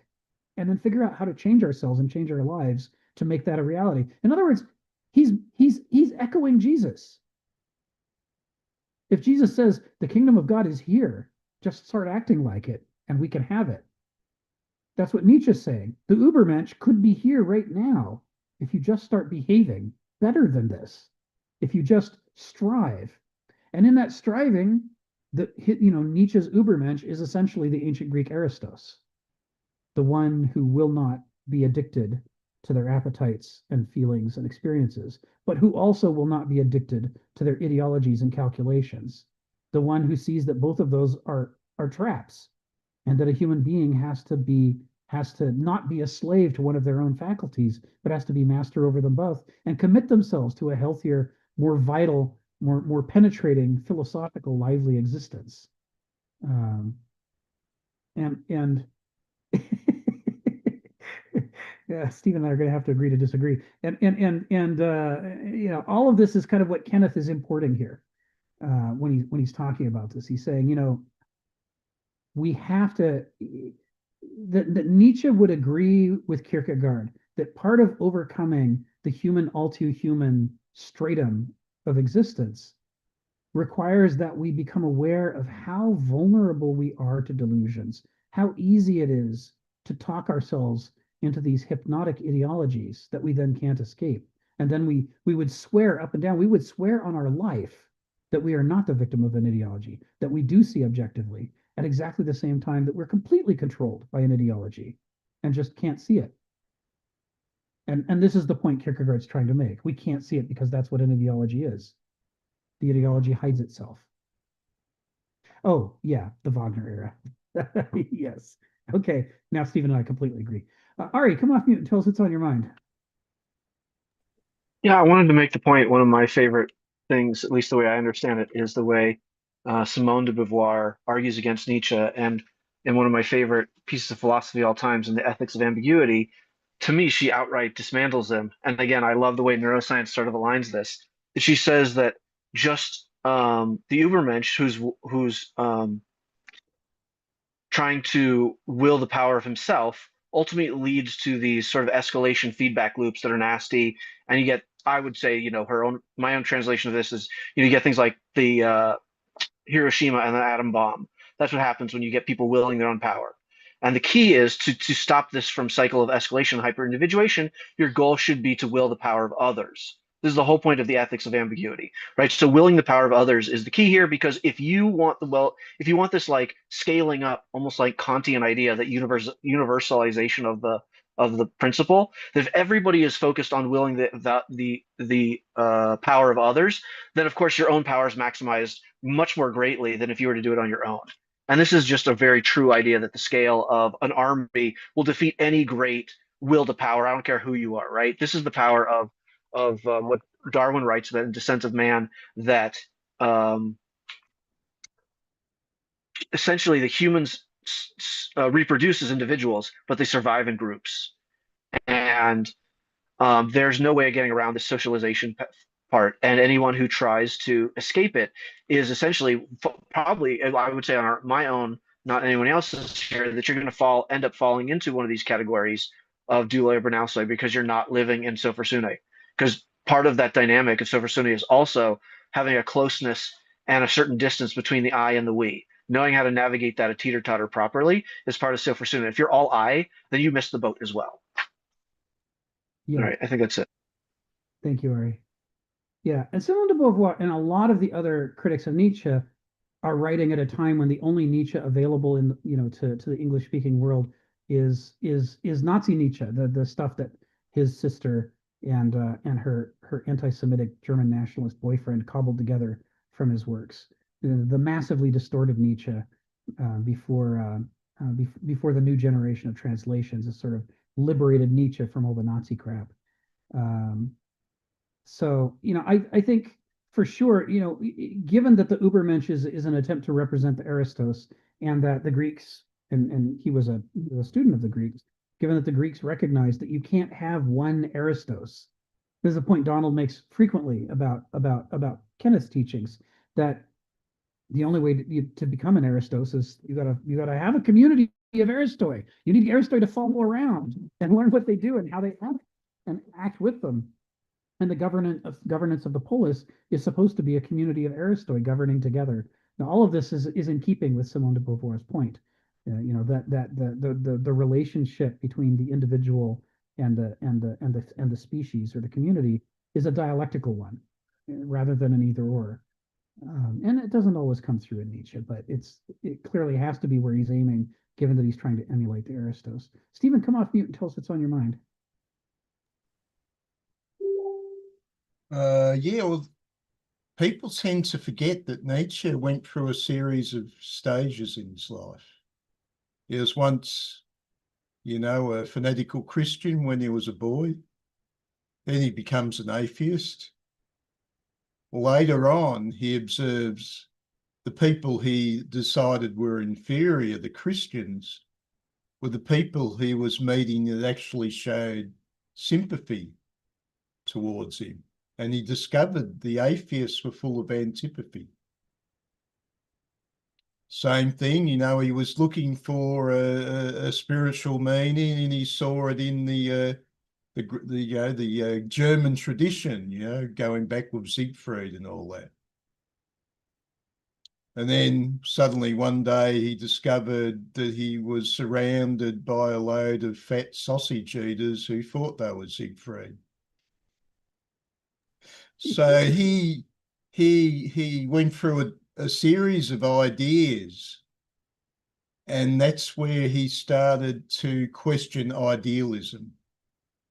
So, Nietzsche famously became a sort of anti-idealist as far as a contemporary civilization went. It's not to say he entirely rejected rationalism, but he did reject the popular concept of rationalism and went for dynamism. But Nietzsche said this, Nietzsche said that. Well, he changed. He explored a number of ideas, and he found idealism wanting. Yeah. Thank you. And you're right about his early Wagner period too. Yeah. Yeah. And that was one of his most conspicuous breaches. I mean, after writing an idolization of Wagner and publishing it as one of his first books, it's not that much longer before he turns around and turns on Wagner and becomes an anti-Wagnerite. And that's around the time we start to get all of his critiques of German nationalism and anti-Semitism and all those things. It has the vitriol of the man who has done wrong and turned his back on his earlier self. You can only dislike something because you also have the power to like it.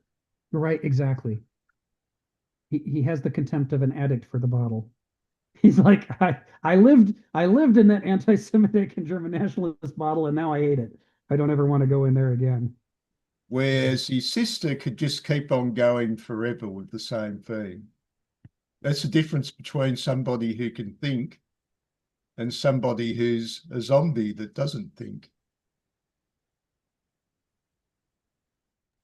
Or a robot. Don't forget about the robots. Zombies are more colorful than robots. Does not compute. So My favorite robots, the famous things from like Futurama would disagree.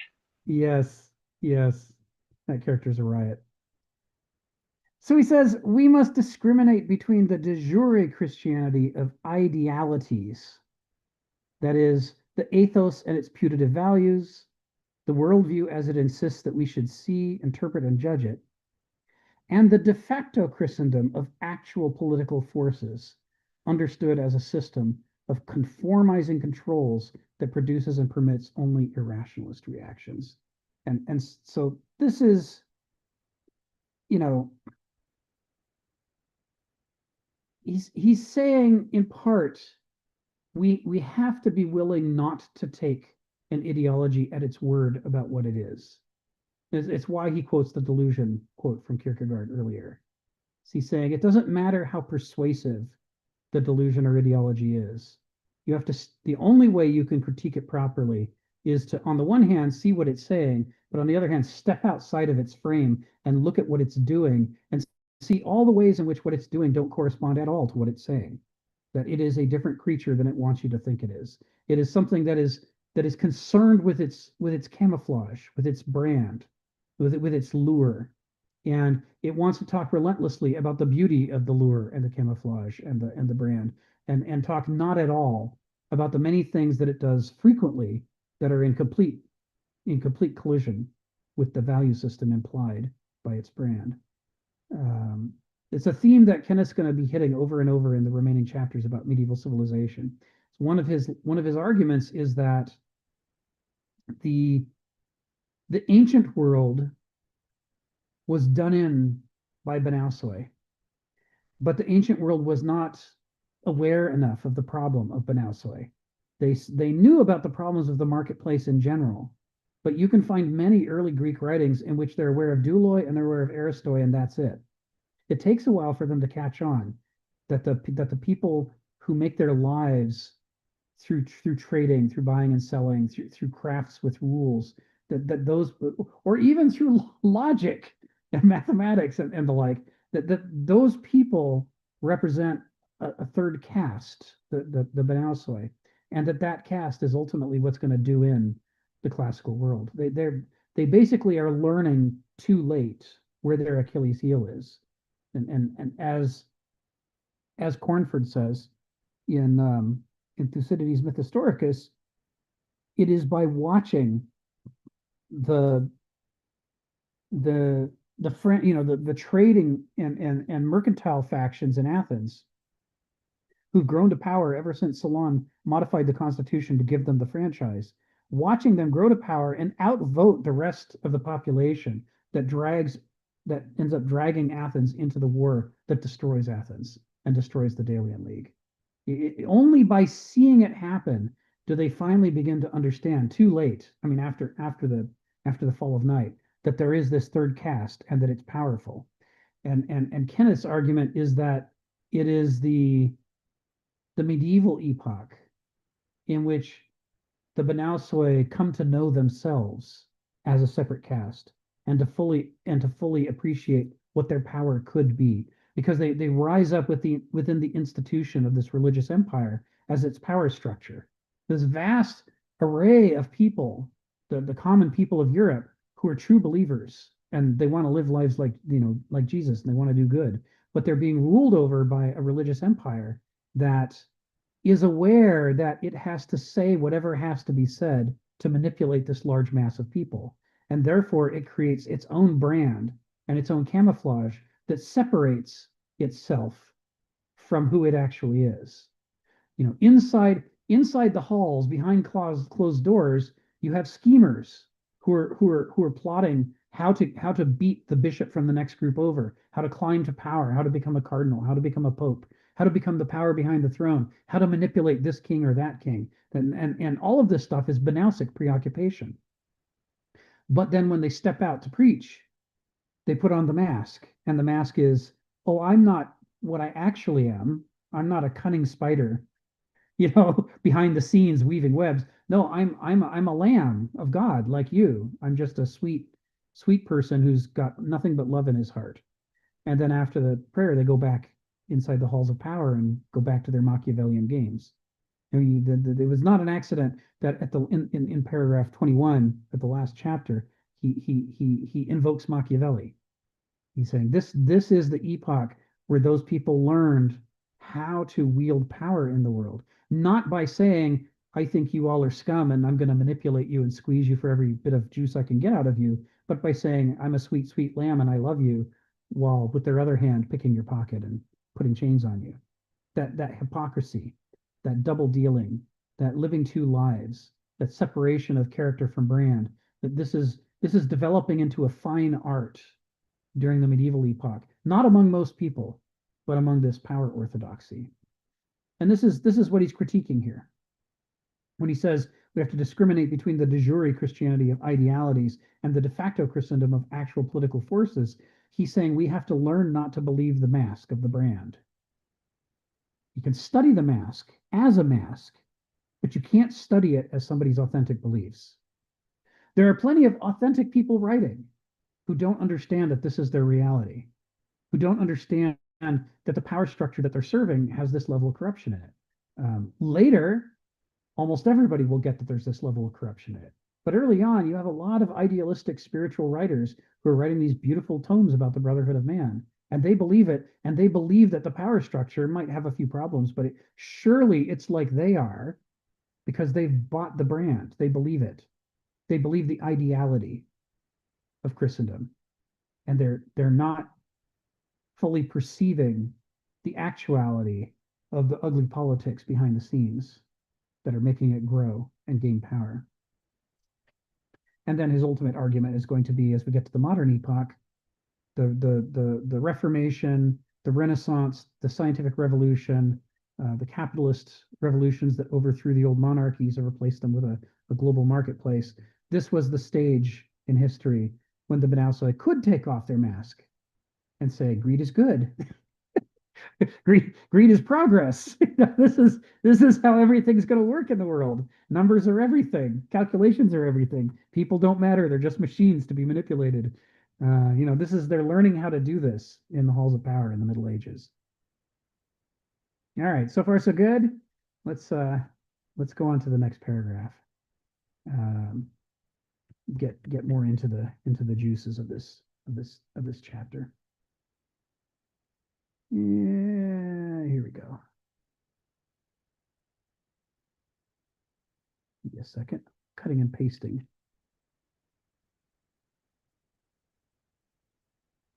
Okay.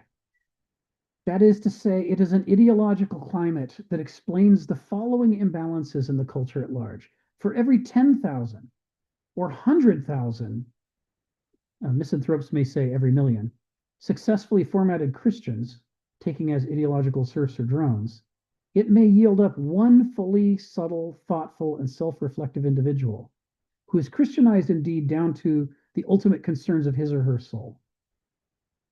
We'll get to the rest of the sentence in a moment. But he's saying, it's what percentage of the people who call themselves Christians have really done the work to figure out how to live a life like Jesus and committed themselves to it, versus what percentage of them, only go through the motions because that's what everybody does. And they believe the brand and they think of themselves as part of the brand, even when they act 100% in contradiction of the brand. You can see it in the United States today. How many very angry, loud, so-called Christians are out there hunting down people, which is, a very non-Jesus thing to do. How many of them revel in the murder of a mother in her car? Yay! Kill, kill, kill. She had it coming. She was probably a criminal. Let's make up a bunch of lies about her. And none of this is stuff Jesus would have done. But they don't know or care. They think of themselves as Christians. And the problem is that the percentage of people who are brought beyond that point to the point of actually noticing whether or not their behavior is in sync with the value system is too small. And that's a result of kind of something structural in the religion. Stephen, that's a great comment. Yes, sadly, you get a bunch of that. Okay, he continues, as well as this significant imbalance, for every 100,000 who react in mindless revulsion and repudiation against Christianity, or even against religion per se, it may yield up one unflinchingly critical and autonomous individual who can, in truth, analytically evaluate the deformative profile that Christianity has inflicted on both its blind followers and its witless contrarians.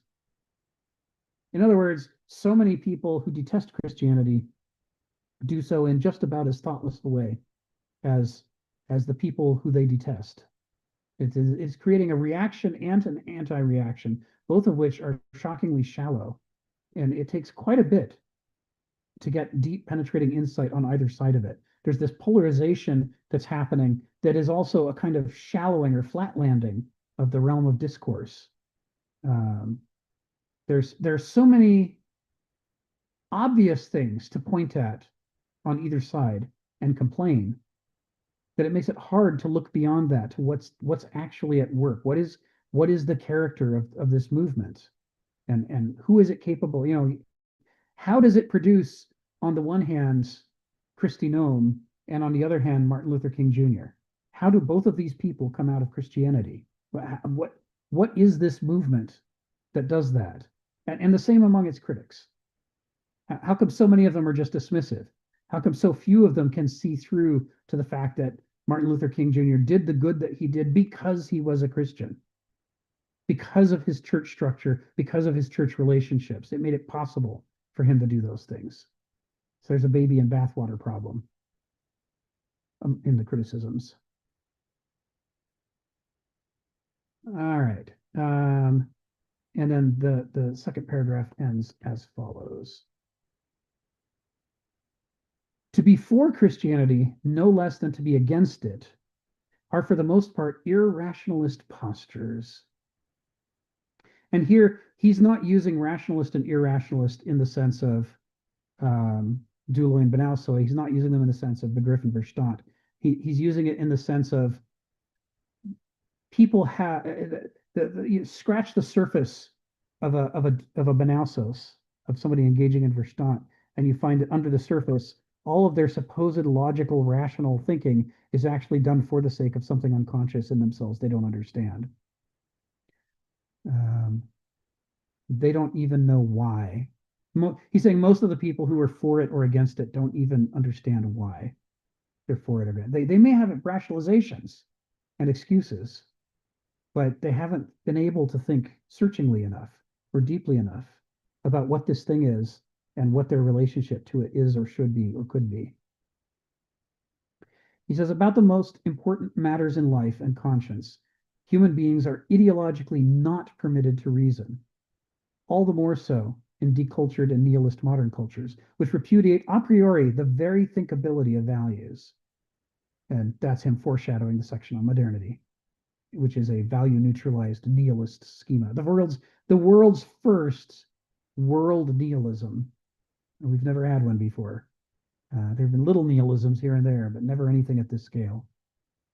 And so as a result, of the things that we can see and can't see in the modern world, the things that we're strong and weak on, what we're weakest of all on is we don't understand what a value is, what a principle is. And it makes it very hard for us to think critically about the system that we're a part of. Questions, comments, concerns so far? Or shall we just continue? I see a hand. Stephen, come off mute. Tell us what's on your mind. Yes, well, as Arnold Schwarzenegger said, talk to the hand. But I was bringing up that document. There's a Marxist guy who brought up Plato's idea of government city types, and it does seem to be an evolution. I mean, you've got aristocracy, timocracy, oligarchy, democracy, and tyranny. Now, in the ancient legend, you know, a hero comes along and solves an enormous puzzle or defeats the Sphinx, and he becomes the creator of an aristocratic dynasty. And then later on, he finds he needs soldiers to protect his sheep from the wolves. Well, in medieval Japan, the emperor, who was descended from a long line of heroes, found his soldiers couldn't compete with the wolves, the samurai. So he decided to make the problem the solution and hired the wolves to protect the sheep. So we got, you know, medieval Japan, the samurai. Now, the interesting thing is about the aristocratic and the timocrats is their value system is pretty much what we regard as our higher values, self-sacrifice, loyalty, heroism. You know, Nietzsche would have looked up to these sort of values as lacking in the modern world. But when we get down to oligarchy, where we've got the mercantile class coming in, which is what happened in our early modern times, the mercantile class started to appear in government, and certainly they started giving us a lot of fabulous material goods. But oligarchies, when they accuse modern, some of these modern governments of being oligarchies, oligarchies are a gift for the good. When you're talking about oligarchies, you're talking about the Venetian Republic or the Swiss Republic or the Dutch Republic, where the old order, the warriors, the aristocracy and the merchants worked together, and they could create some positives. But you see, with oligarchy, with the mercantile class coming into power, it goes, we're gone from a spiritual orientation, which was the old samurai emperor culture, to a materialistic orientation, to the appetite. He uses the word appetite. Our material appetite starts to become the key feature. And finally, we get to democracy, where it's the appetite for all. Isn't that wonderful? That's the highest idea we can have. Everybody has their appetite fulfilled. This is, you know, what we worship now. That's our highest ideal, that everybody gets their appetite fulfilled. And of course, as the Greeks warned us, democracy isn't such a great idea, and eventually it will devolve into tyranny, which is happening right now. But you see how in the Middle Ages, we went from a questionable spiritual orientation, but it was still spiritual. In early modern times, we switched to material orientation, which ultimately comes and says greed is good. Thank you. Thank you, Stephen.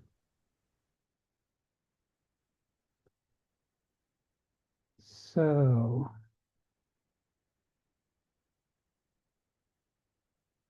nihilism. Oh, yes. All right. Now I know where I am.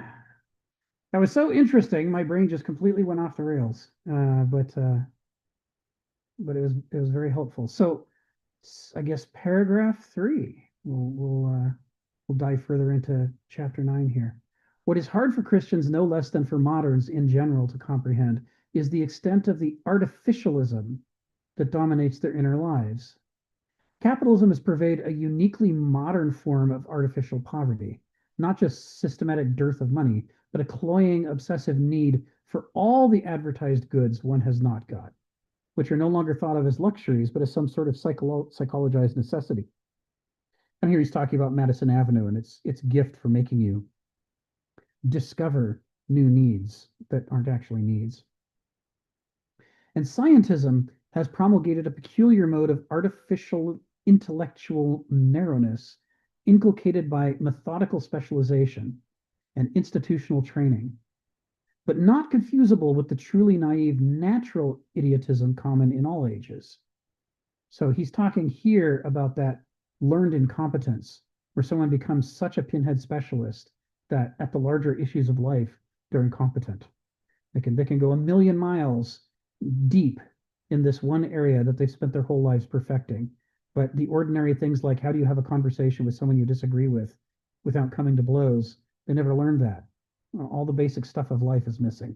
All the basic stuff of how do you become a searching character who's capable of individuating and not just being a generic artificial person. Then they never learned that either. And there are exceptions, of course, but it's clearly not the focus of modern education to learn how to do these things. But it was the focus of classical education. So he continues, so too Christendom has propagated an artificial or cultured parochialism or closed-mindedness that induces even the most errant know-nothings to suppose that they know a priori what is right, what life should mean, and how the world should go for everyone else. And this is going to what he's talking about with faith. He's saying, just because somebody calls something faith doesn't mean it is faith. They might believe with all their heart and soul that what they have is faith, and yet what they have might just be egotism. And distinguishing these things from each other is a significant challenge, and it would require practice and education in the art of self-scrutiny, how to question your a prioris, how to question, how do you evaluate what is right? How do you compare two people who disagree about what is right? How do you evaluate their competing claims, especially if one of them is you? So, and the meaning of life, what is it supposed to mean? And what should life be like for people other than yourself? How should they be living? These are things that, the problem is, the medieval religious empire form of Christianity, not the form held by all the desert mothers and fathers and early Christians and spiritualists, and by plenty of people today, but the main thrust was based on the proposition that there's only one right way to live, and it's our way, and we're going to force the entire world to live this way.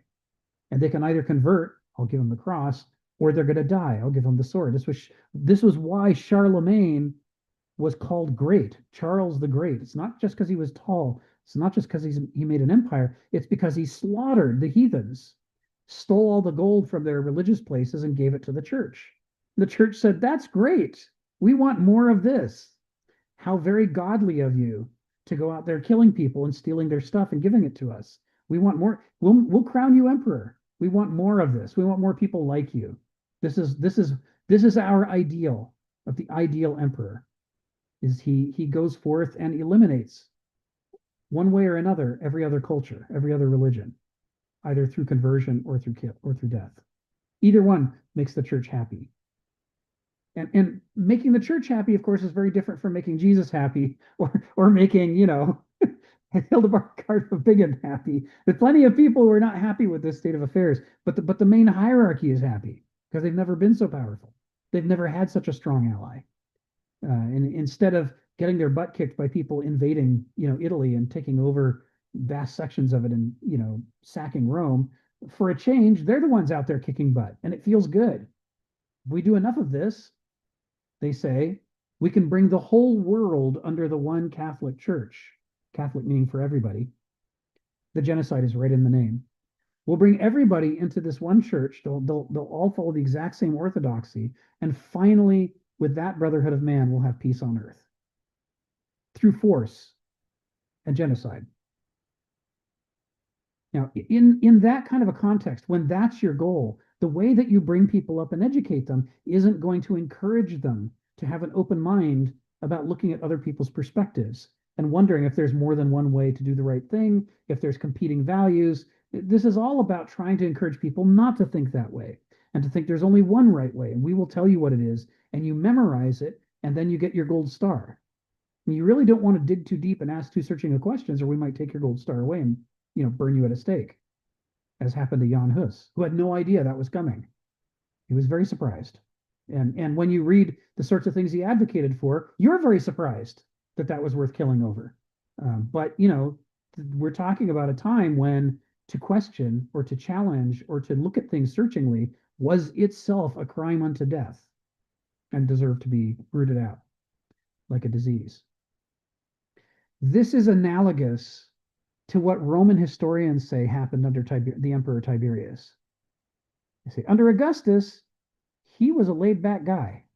He was constantly saying, I'm not here to be emperor. I'm only here to put an end to the age of civil wars and an end to late Roman Republic corruption. We're going to go back to our truly Republican values. He sponsored epics, he sponsored festivals, great buildings, and so on, all trying to remind people, what did Rome stand for? What are we about? What does it mean to be a Roman? But after he died, it just turned into an empty shell. Tiberius was a cold, suspicious man, thought everybody was coming for his power. He was constantly doing in people for no better reason than Stalin had, thousands of years later. And in this mindset, as Roman historians say, what happens is people learn to hold their tongue. They learn that to survive and thrive, you have to be very careful about what you say. And this is the shift from Golden Age Latin to Silver Age Latin. People stop asking this searching questions that made Marcus Aurelius stick a sword into Cicero. And they learn instead to write escapist praise of the emperor, escapist versions of history. Everything is inoffensive, harmless. And so the quality of, even right down to the quality of the writing, as well as let alone the thinking, it suffers. People go through the motions. They start to be very concerned with learning what the right motions are. You really don't want to end up burned at the stake. So they start sharing manuals. This is how you're supposed to behave. It's what a good Christian looks like. Say these things, do these things. So everybody's busy out there trying to Xerox off of the safe model copy. And that is not a culture in which you can learn any kind of depth about values or principles or character development. It is exactly the opposite. You're learning how not to rock the boat, how not to bite the hand that feeds you, how not to be the nail that sticks up. It is a scary time to be alive. The good news for the medieval period is that they couldn't burn everybody who disagreed with them. They had to make a lot of compromises, and so along the way, they end up starting all kinds of monastic orders and orders of nuns, solely because there were too many people who held some unorthodox position, and they would have to basically give them a pass and say, okay, fine, you can be an order, just watch yourself. And also, they lacked modern technology of surveillance and communication. They didn't know what most people were thinking. They didn't even know most people existed. They couldn't find most people. They still had bad maps, bad transportation and communication. And so as a result, you could have heretics all over Europe and the church wouldn't know about it. It's part of what fueled the Inquisition at the beginning of the modern era, is with better technology, better science, better communication, better travel, they were able to find people they couldn't find before and inflict horrific genocides that they would have loved to have done earlier if only they'd had the scientific know-how. Science initially was used as a way to, really help hurt people a lot who you wish that you could have hurt earlier. And this is the mindset. And it's why during the Renaissance and early modern era, in the breakaway people, there is a strong focus.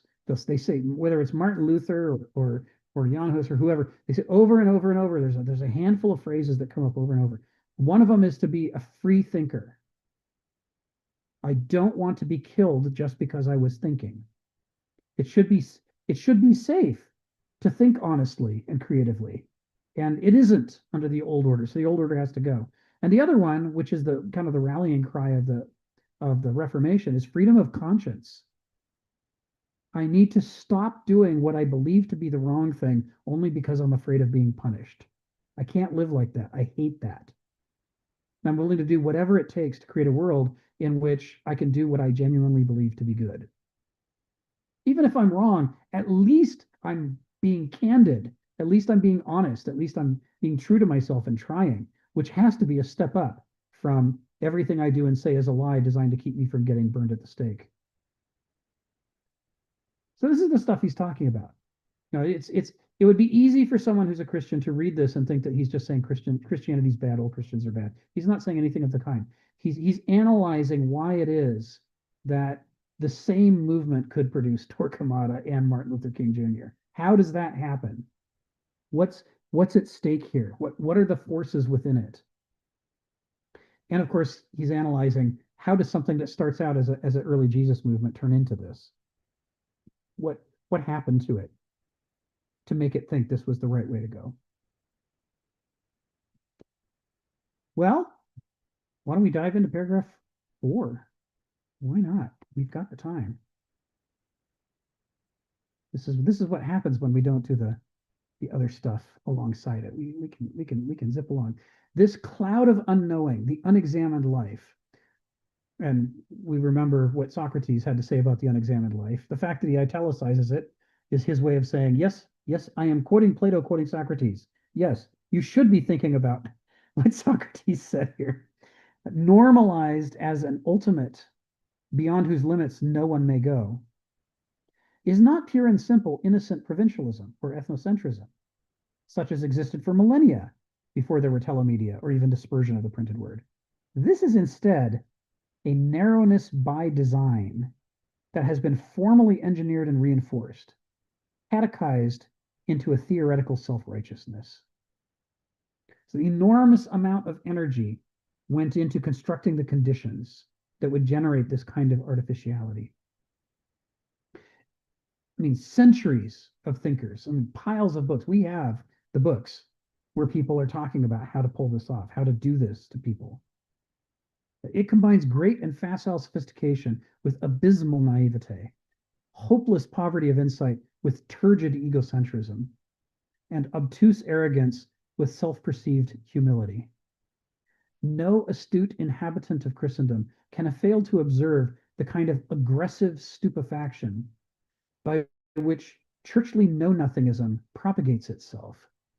The motto of all censors, "We read in order that others may not," draws a boundary around all of Christendom and encloses within it any islands of free thinking. There is much, infinitely much, that counts as forbidden knowledge for Christians. And of course, his core focus here is medieval Christians. That's the period we're talking about. When there were secular colleges of monks that go back centuries before the university reform movement, which the university reform movement famously happens after the Crusades, when Christians are battling against Muslims. They keep running up against the fact that many of the Muslims are better educated than they are. And part of the reason for that is that the Muslim world has set up these houses of wisdom and houses of knowledge all over the place. And they're as Stephen pointed out in the first couple of years, they're piggybacking on the old Syrian Christian tradition of copying and preserving ancient classical manuscripts. But they're doing it successfully. And the European Christians keep running into Muslims who know things about Aristotle and Plato that no Europeans know, because the Europeans suppressed all that work, or a lot of it. And they're frustrated because they're trying to make Christianity win and become the dominant world religion, but they don't want, first of all, the fact that there's so many things they don't know means in a number of cases they get beat strategically by people who are using very old strategies, but that the Christians have never heard of, because the Christians don't have the books. And so the Christians want the books. It's like, I want that book on strategy. I'm going to fight a battle just to sack a library and get those books and bring them back home. We can all study how to, siege a castle in the ways that the Muslims seem to know how to do. We got to figure this out. But on the other hand, even aside from the military side of it, they want the religion that they're fighting and dying for to be more admirable than it is. They don't want it to be a brutal, ignorant thing. They want it to be a wise and beautiful thing. So, if they get exposed to great art or great literature or great music or what have you, they're like, we have got to re-import this. And this leads after the Crusades to the setting up of the university system throughout Europe, as Christians seek to rival and outdo the Muslim houses of knowledge and houses of wisdom. But that wasn't the first time. They had already had secular colleges of monks where they copied manuscripts and studied things. And many of them had been shut down centuries before by Christian reform movements that said, we can't have any of this secular stuff. We need to know that every instant of your life is dedicated to God. If you were wasting time copying Aristotle's Commedia, well, then your school has to close. It has to go. That's just frivolous nonsense. And so there was basically what he's talking about is that Europe, through an attempt to be holier than thou, engineered its own ignorance and destroyed enormous numbers of resources that it had that told it about the ancient world. And it wouldn't rediscover them again for centuries, in part in these contexts of shame during the Crusades. And it's partially because, you can't necessarily win an argument against ideologues if you say, I don't want to be a brute. We shouldn't just be brutes. We should know things about the world. That's not that argument didn't persuade anyone in the 700s, 800s, 900s when they were closing all the colleges. But if your argument is you want us to spread Christianity around the world, but we're losing the war because we're too ignorant, and we need these documents that teach us how to beat the Muslims, that's an argument that appeals to a wannabe religious empire. And so it's part of why eventually the church reversed course and sort of reluctantly allowed there to be investigation of the arts that could lead to military triumph. They were always uncomfortable with it, and you see that in the trial of Galileo and others later on. It's like, hey, we got to keep a leash on this thing and keep it from getting out of control. We don't want any of the secular knowledge to escape. Everything has to serve God. And that's the only knowledge that we're going to allow. A lot of what you're going to find from the 1200s, even the 1100s, through the 14 and 1500s, a lot of people who died at the stake had no idea it was coming. They thought they were just, advancing the cause of Christendom with a little knowledge, not realizing that the power structure largely considered a little knowledge to be a massive threat that needed to be burned out at the root. So the stuff that he's talking about the artificiality of it, the engineering of it, it was done with enormous force, not just through social pressures, although there were those as well, but through enormous force over a long period of time. Donald, come off mute and tell us what's on your mind. You reminded me about something you said last week. Maybe in the charred scrolls at Herculaneum, we'll find Aristotle's work on comedy. There are thousands of scrolls there.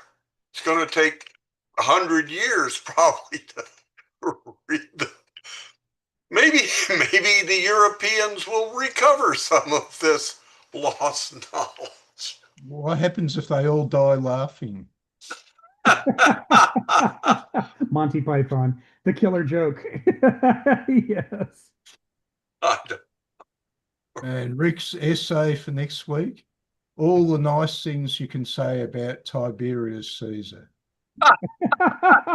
That's your homework. I want to hear praise for Tiberius. All hail the emperor. Yeah.